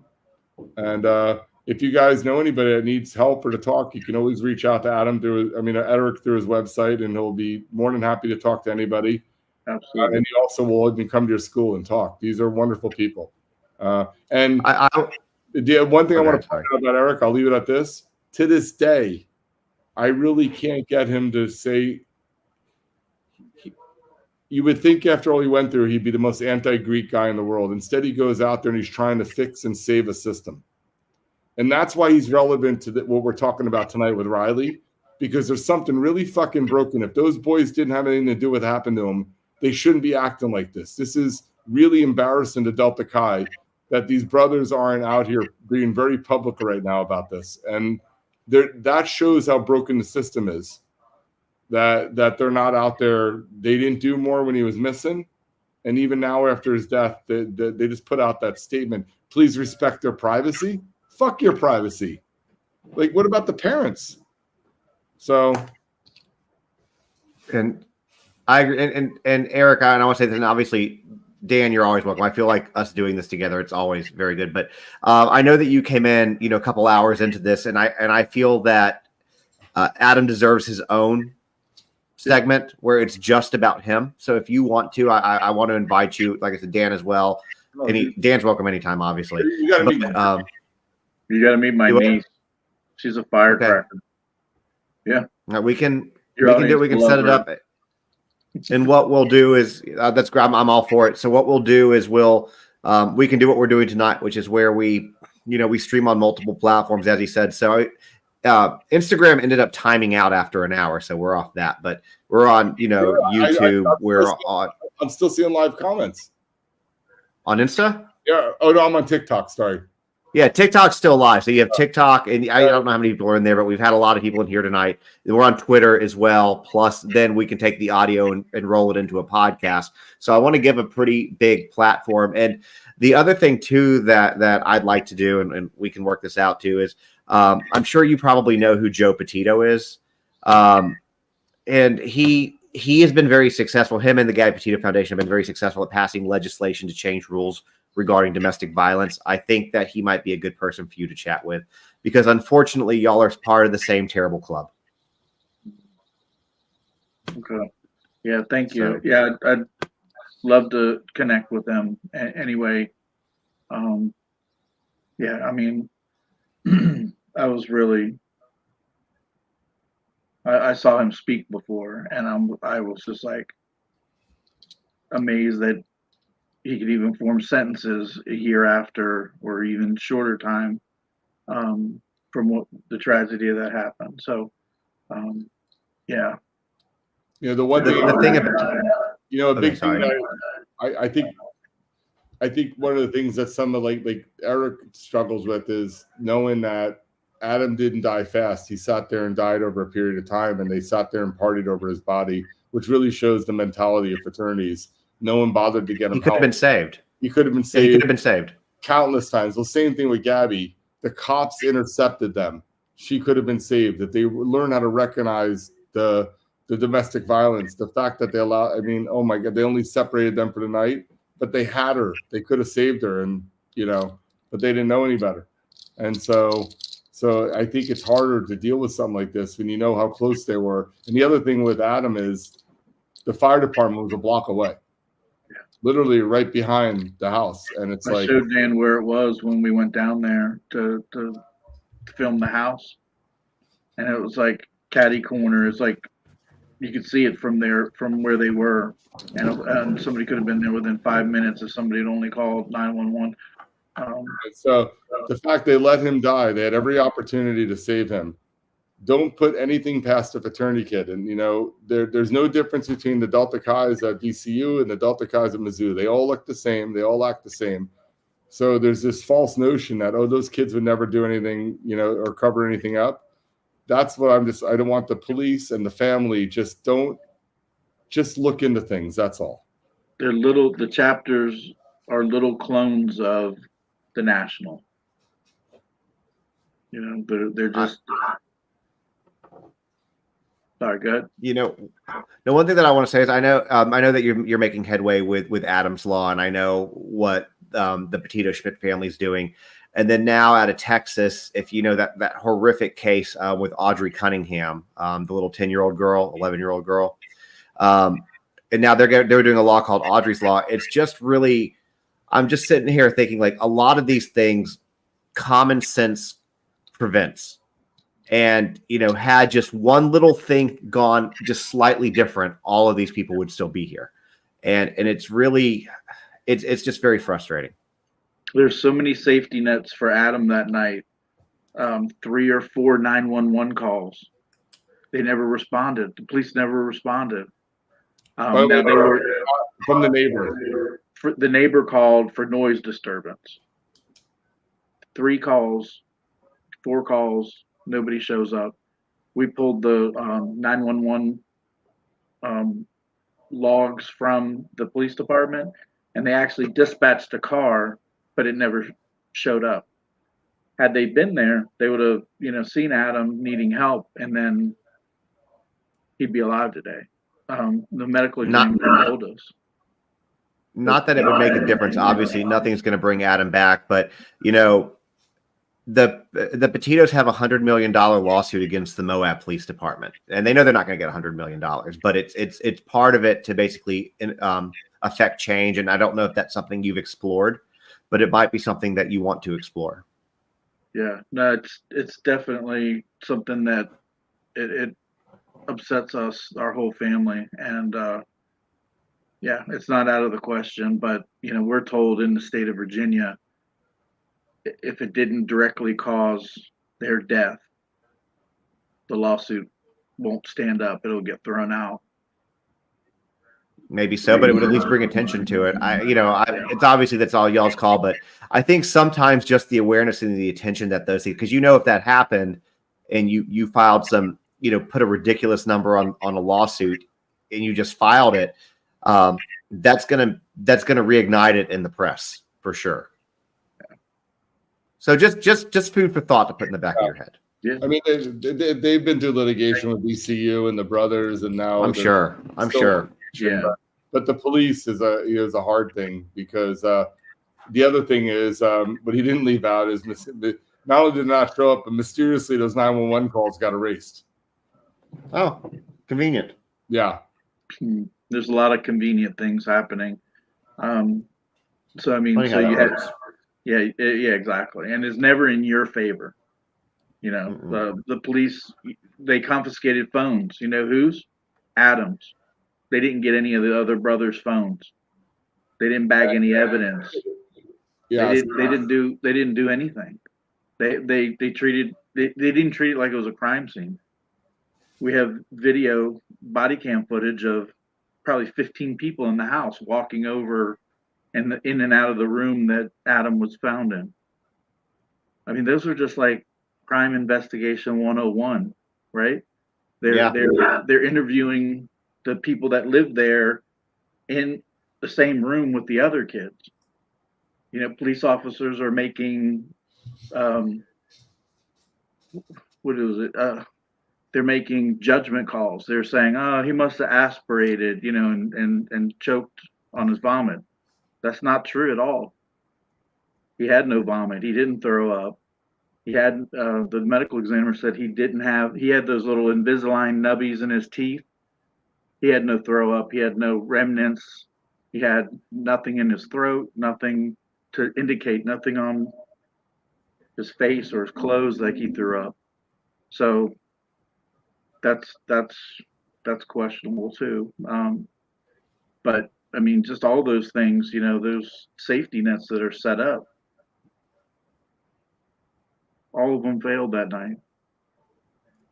And I there's a false sense of security as a parent when your kid's in a fraternity, because they do a great job at making everybody believe what's on their website, and wow, my son's going to be part of this. This is great. And then, so you think like, okay, my son's got all these friends now and they have his back. And, the moral of the story is I with all due respect on how Riley's parents are thinking, they have they have a mysterious death with their son, they shouldn't rule anybody out. They should, look into the fraternity, because I can put them in touch with dozens of fraternity parents that felt the exact same way when their sons died, only to learn something completely horrific happened after. And unfortunately, when these things aren't handled appropriately out the gate, they're almost impossible then to prove. And so that's, I think, one of the things the Love Like Adam Foundation is doing good. They work with law enforcement to help them recognize these things. I mean, the fact that once they found out it was fraternity related, they didn't go get everybody's cell phones. I mean, that's crime scene investigation 101. I mean, that's the first thing you do. And we don't know what Nashville's done with Riley's brothers, but if they did take all their cell phones and they looked at them and the story is what they're saying, you think they would make an announcement saying, we've ruled the fraternity out, we've interviewed the boys, we looked at the phones, because they know people are online attacking the fraternity right now. Well, why not make a statement saying the fraternity had nothing to do with this? We know because we looked at everything, but they're not. And so I just feel like there's too much vagueness in this, and there's too many similarities to other things that just don't make sense. And now the second autopsy coming out with, if there was no water in the lungs and the pan. So Eric, when they found him, some people are saying that there wasn't water in the lungs. And then he had no pants on and his cowboy boots were missing.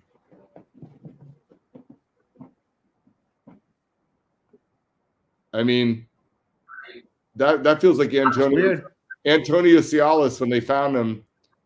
They found him at the dead at the bottom of a gorge, but right before, he had jumped a couple. None of it makes sense on how he got there, but his shirt was in a tree.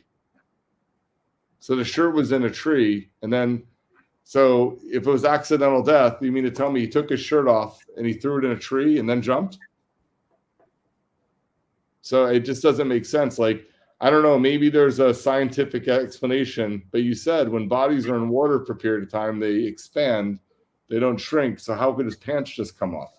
And the boots, cowboy boots fit like a glove. They're supposed to fit tight. They don't come off easy. And when leather's wet, it grips more. It doesn't slide off easy. You have to pull your foot out to get a cowboy boot off. Yeah, wet leather's like pulling off a wet T-shirt. It sticks to you. So I just feel like, we already know this wasn't really treated as a full homicide, and there's just patterns of other incidents. I just wish they would, look.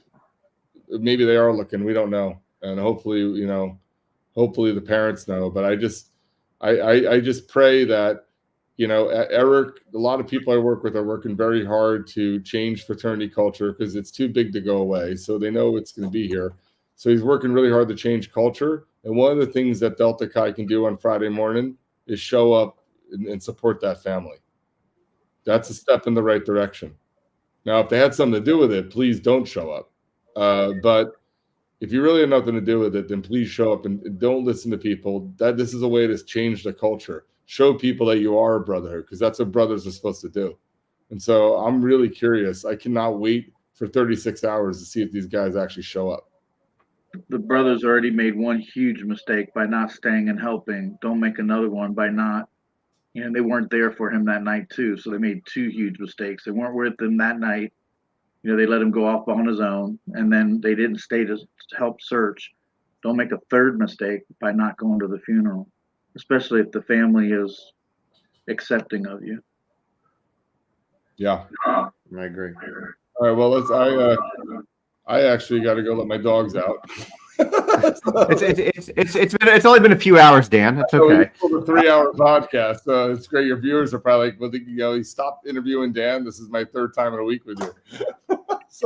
Well, the thing is, but look at the numbers. Here, look at TikTok. People love you. It's fine. Well, I feel it's my duty because I can say things that others can't, but I don't think anybody has really studied fraternity behavior as much as I have in the past decade, or especially the past 5 years. And as I said in multiple times earlier, behavior, that's why I want parents don't have a sense of security. The behavior with fraternities and what they do, it's a much different world today than it was 20, 30 years ago. And the reason I'm alarmed in Riley, and again, I'm not making any accusations, but there's extremely things. There's a lot of things that don't sit well with me with the way they've been handling the Riley case. And so I really feel, I hope people continue to look into that and see if there was something else here, because we know there's a lot of pieces of the puzzle that don't fit. And, there's been so many other cases that I've been involved in where the fraternity was ultimately responsible and no one thought they were at the beginning. And they made the mistake of not looking into them, and then they lost the Tucker Hicks case is very similar. They found him dead in the bottom of Lake Hartwell at Clemson. Supposed to be an accident. 30 kids went on a run, 29 came back. But the police didn't, none of the boys were interrogated. They wrote a statement on a card. They all lawyered up, and they never got their cell phones. They were never able to interview anybody. And because of this, here we are almost 10 years later in September, they still don't know what happened to them. But how the hell does that happen? 30 kids go on a run, and only 29 come back, and we're just accepting this. And they found him dead in the bottom of a lake, and no one saw anything. Same thing here. The similarities between the two cases are huge. And now we know Riley and Tucker.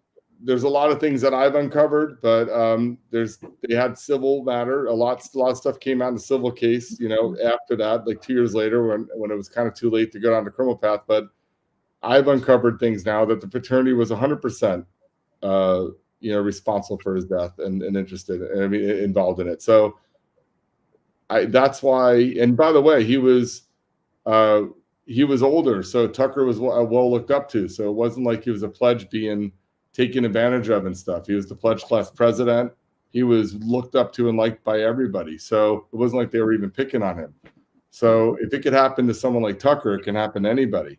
So I don't want the parents to have this false sense of security because Riley loved his fraternity and because he was an upperclassman that something bad couldn't happen to him. Unfortunately, the Greek system is out of control, and the people at the very top don't have it fully. They don't have a plan. The universities, the right hand and the left hand are not talking to each other. The universities and the nationals aren't really working together. They do. The only time they work together is to cover shit up.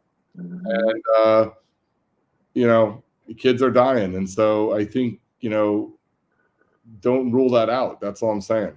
And so we just need to be aware. And money talks too. Money talks. Nobody wants to upset the money apple cart. The money that they bring in from these member dues, and the money that the universities bring in from the alumni. I mean, you're talking millions of dollars. And speaking of millions of dollars, I brought this up before you got on. Delta Chi has people are like, why am I shitting on Delta Chi so bad? They have millions of dollars in the bank. They have millions in assets. They sell you on a brotherhood. One of their brothers is missing. Let's say you had nothing to do with it. Why are you not hiring search teams? Why are you not paying for social media posts? Why are you guys not using your resources? Tens of thousands of alumni, thousands of active brothers, and millions of dollars in the bank to help find this kid. I mean, you're the reason, Delta Chi, you're the reason that they were there that night, that they were in town that for their social, for their event. Yep. Why did they take a highway billboard out saying find Riley? They have money. Yeah. It's nothing. $10,000. Take a billboard out. They didn't do anything. They put a GoFundMe up on their page, which I don't even know how much they donated, but it was only at like $65,000 after 2 weeks, which is, to me really sad because they have millions of dollars, and if they didn't have their event, Riley would be alive today. So you think that they would? Who knows what they donated on that? But you think they'd give the family a lot more? You would. So it's that's all. I'm here as merely a whistleblower for what's happening in the Greek system today. Not making accusations. I'm stating facts. Everything we talk about is facts. We know what happened to Adam Oakes, and that was Delta Chi. We know what happened to these other families, and the circumstances of their death and Riley's death, in my opinion, it's too similar for it to be a coincidence. There's something else. It's a way of doing. It's a way of doing things. It's a way of doing things. And going back to something that you said a few minutes ago about my viewers and listeners getting tired of you. Well, they're going to just have to get over it because you've got to come back for Eric. I'm probably going to see you Friday, and then I still need you for Quiet on the Set. Yeah, but okay. So he's going to be quiet on the set. I think you need to do a separate episode, and you need to have Courtney and Eric on. Courtney's his niece. She was equally as absolutely as that, but they started the foundation together. She runs it. She was inspired by, so she's probably the only other person that I would even like. She went out and got a doctorate in hazing after Adam died. Oh wow! She actually developed the curriculum and everything, and you know, I study more of the behavior, and I'm doing things like, well, we've been studying. We've spent millions of dollars on Protect the House, and one of the things we're doing is following the money. We're tracing the underbelly of the Greek system and why universities allow this behavior to happen. And it's all coming, like Eric said, it's all coming down to money. Courtney, though, is very smart about the behavior of hazing and why kids haze and how they're susceptible to being hazed. And, you know, how the male brain isn't fully developed and how they could be sucked into doing things they normally wouldn't do. And that's scary. So we have a perfect recipe. We have people that don't mean well and have ill intentions, and we have immature kids. It's a recipe for fucking disaster. All right, well, then fine. You don't have to come on that episode. You can take that night off. But I just let them do their thing. I already, like I said, I talk to Eric every day, and we already, you know, I'm behind their work and I do stuff with them, but I think people should hear the other side of it, because I like the fact that Riley's case has gotten so much attention, because what it does is allows us to give a platform so people can at least hear that there is another side to what's going on in fraternities. There's nothing to do whether they had anything to do with Riley's death, but they should be aware, because I think everybody is equally as like, what the hell? Why were the brothers not there? We hear that from everybody. So that right there, because I want people to think all the picture perfect shit you see on that website, that is not what your kid is signing up for. It's not. You know, maybe that was what it was 20 years ago, but they should update their damn website. You know, after Adam's death, and we started the civil lawsuit, that's when we started to get some of the text messages. And then to find that they were targeting Adam because of his size just hurts my heart, because he was a beautiful soul. He was a good kid, and for them to pick on him because of his size, dude, it's not okay. No, not okay. No, you know, and then I got mad at the DA, because I know it's not a hate crime, but I mean they definitely, you know, targeted him. He was definitely targeted, and I know. Yeah. You know, here's the thing. Fraternities are supposed to be these organizations that train gentlemen, and it's about brotherhood. And if they want people to stop attacking them and they want to survive, then they need to do better. And abandoning your brother and targeting someone for being overweight, that's not doing better. And they've had 3 years since Adam died to change things at Delta Chi. And we just saw a brotherhood scatter like cockroaches when fucking the light comes on in the kitchen. So they're clearly not doing better. Disgusting. It's disgusting with the way their behavior. By the way, what I will come on is, Justin, if you can get the head of Delta Chi to come on with Eric and I, please put me on that show. Oh, I'm working on that. That's an email. I got a note right here. That email is going out tomorrow, and we'll see what they say, because either they're going to do it or they're not. And if they're not going to do it, then if they do it, we'll give them an opportunity and a platform. If they don't, we'll blast them. Carl? Very, very civil, calm conversation. I want to know exactly what they've done to change things since Adam Oakes died. And now I want to know what they've done even further. I want to know from their mouth, did they tell the boys in Riley's fraternity to clam up and not talk? Did they tell them to leave? And I want them with Eric on here to explain to Eric, as a father who lost a kid as a result of a Delta Chi incident, why they would do that. Well, I'll send the email tomorrow, and I'll BCC both you and Eric on it, so you can see what we say. And if they respond, I'll forward it right on to y'all. Yeah, I mean, if they have nothing to hide and they're really trying to create change. And by the way, Eric and I feel the same way. I'm the first one to apologize. I'm the first one to applaud them if they're actually doing something. show us that they care and that they're doing something. You know, it's like they made a lot of mistakes when Adam died and how they handled it. Well, they should be learning from these mistakes, and then when they have other deaths, they should be handling them better. You know what I said, Eric, before you got on? It's supposed to be an accident, right? Well, Riley's mother better get some fucking flowers on Mother's Day, because I know how, like, remember I talked to Linda about that same shit. Like, where are they for Linda on Mother's Day? They killed your son, and they're off. They're acting like, you know, it was a bunch of bad kids. Those kids were in your organization. You gave them the platform, and you gave them the infrastructure to do what they did.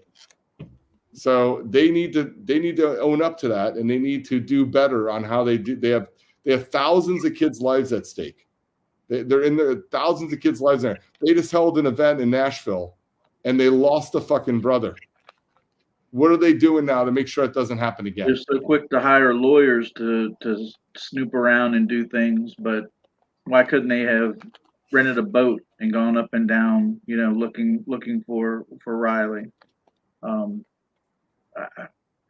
mean, like in Adam's case, VCU, they suspended Delta Chi, that chapter, for 4 years. Delta Chi hired a lawyer, came down, litigated, you know, defended it, and they said that VCU said, well, reduce it to 1 year, time served. In that time frame, Adam joined 6 months later, and then they killed him.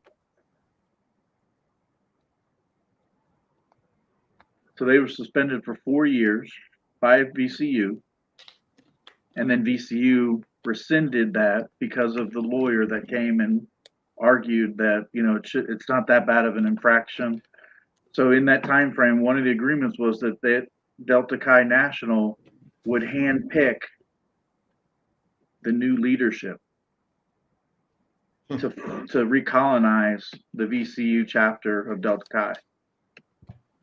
6 of the 8 were boys that were arrested that night, indicted in Adam's death.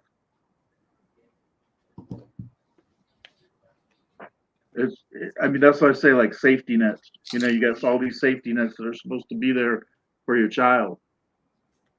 Yeah. So I'm just wondering if Riley's parents knew all this, would they still feel the same way? Again, I don't think it's had time. They've had time to really sit back and think about it. I know. They have some time with their thoughts. By no means I even want to jump on them right now, but the police should be, you know, not so quick to say, oh, this is, because not so quick to say this is a kid that just fell down a hillside. You know, which, by the way, I mean, I think we may end up doing it, but someone has to throw a dummy or something down that hillside. I don't think it's actually physically, I don't think it's possible for someone to end up in the water. It's send me the dummy. How does a body go 60 feet out? I don't understand that.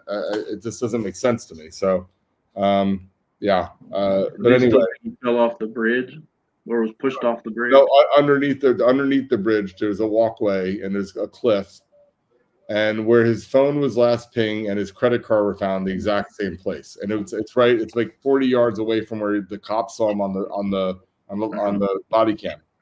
That spot.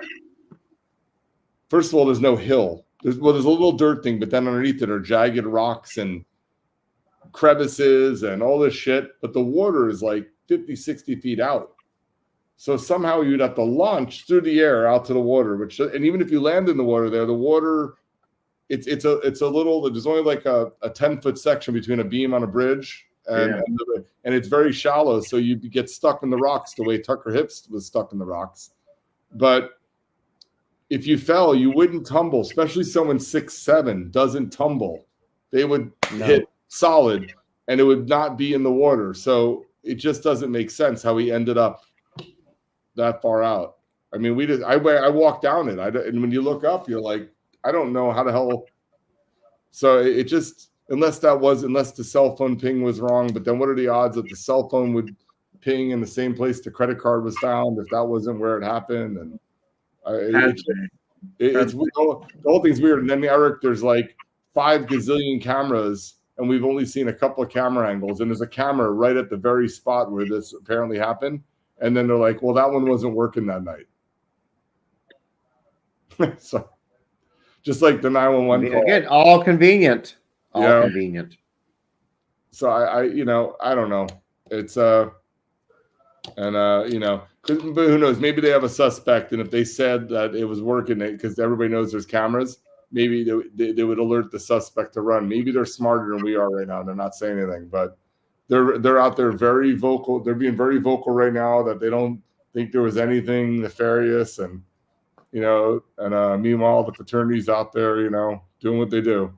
So I just, again, I just love to talk to them because they have to give an explanation on why they acted the way they did, and why is it different from what you went through. I mean, if there's no water in his lungs, you don't need that much water in your lungs to drown. They said there's dry drowning, whatever that is. They said you actually can drown without having water in your lungs or something. Who knows? I mean, it takes time, but it takes a little bit of time usually for that to happen, a minimum of an hour. So he would have had to have been in the water for at least an hour at that point, which means that he would have also sucked water into his lung. But the dry drowning is basically like a reaction that causes your airway to close up.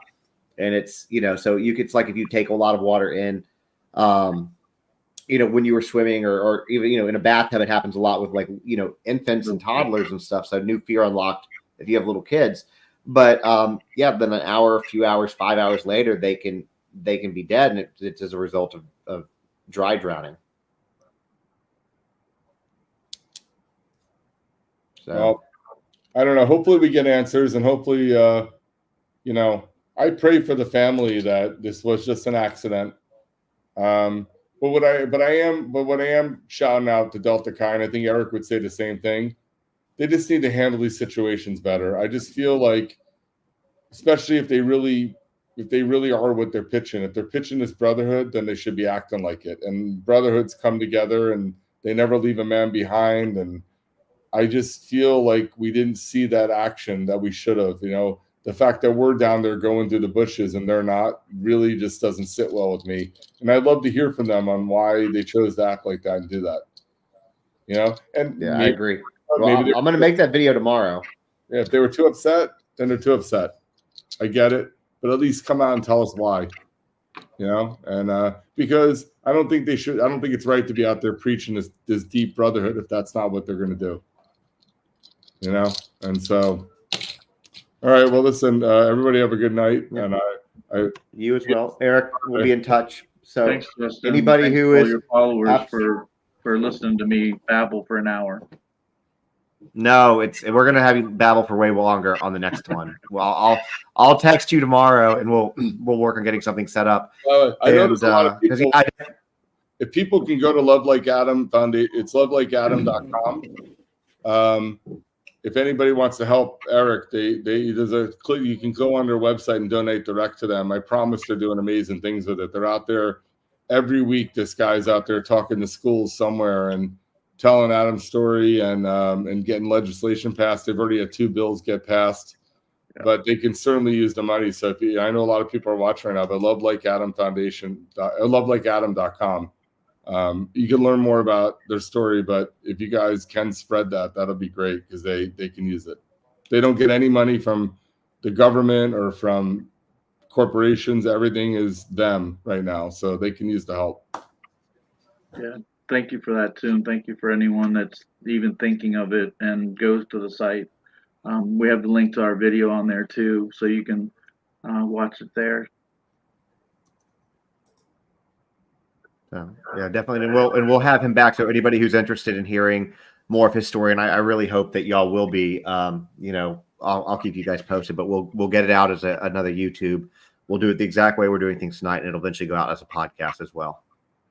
Cool. So awesome. So we'll get everything arranged, and I'm sure. And Dan, I guess I'm probably going to see you on Friday. Yeah. By the way, you have some great fans. The fact they hung in there with us for 3.5 hours is unbelievable. I mean, they're all still on TikTok. That's pretty amazing. So, then there's a lot here. If you know, there's 500 on YouTube as well.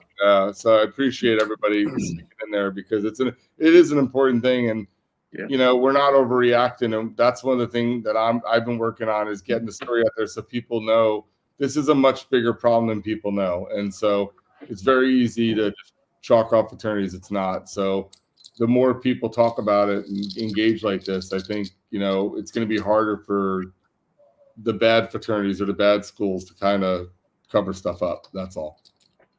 I agree, and if we give it a big platform, we can do it. And I will say this too about my followers on all platforms. I will argue with anybody, and I will die on this mountain or this hill that in this space, in the true crime current event space, I have the best followers. It's always no matter how many people, it's never dramatic. They always care. They always want to help, and so they're good. There's good folks here. Yeah, so I agree. But anyways, Well, have a great night, everyone. Eric will be in touch, and then Dan, like I said, we'll probably see you on Friday. We'll see what happens, but I do still want you for quiet on the set because I just feel like I need to pick your brain on that whenever you watch it. Yep, of course. All right, guys, I appreciate you guys. Thanks, Justin. Bye. Thanks, have a good night, guys. You too. Good night.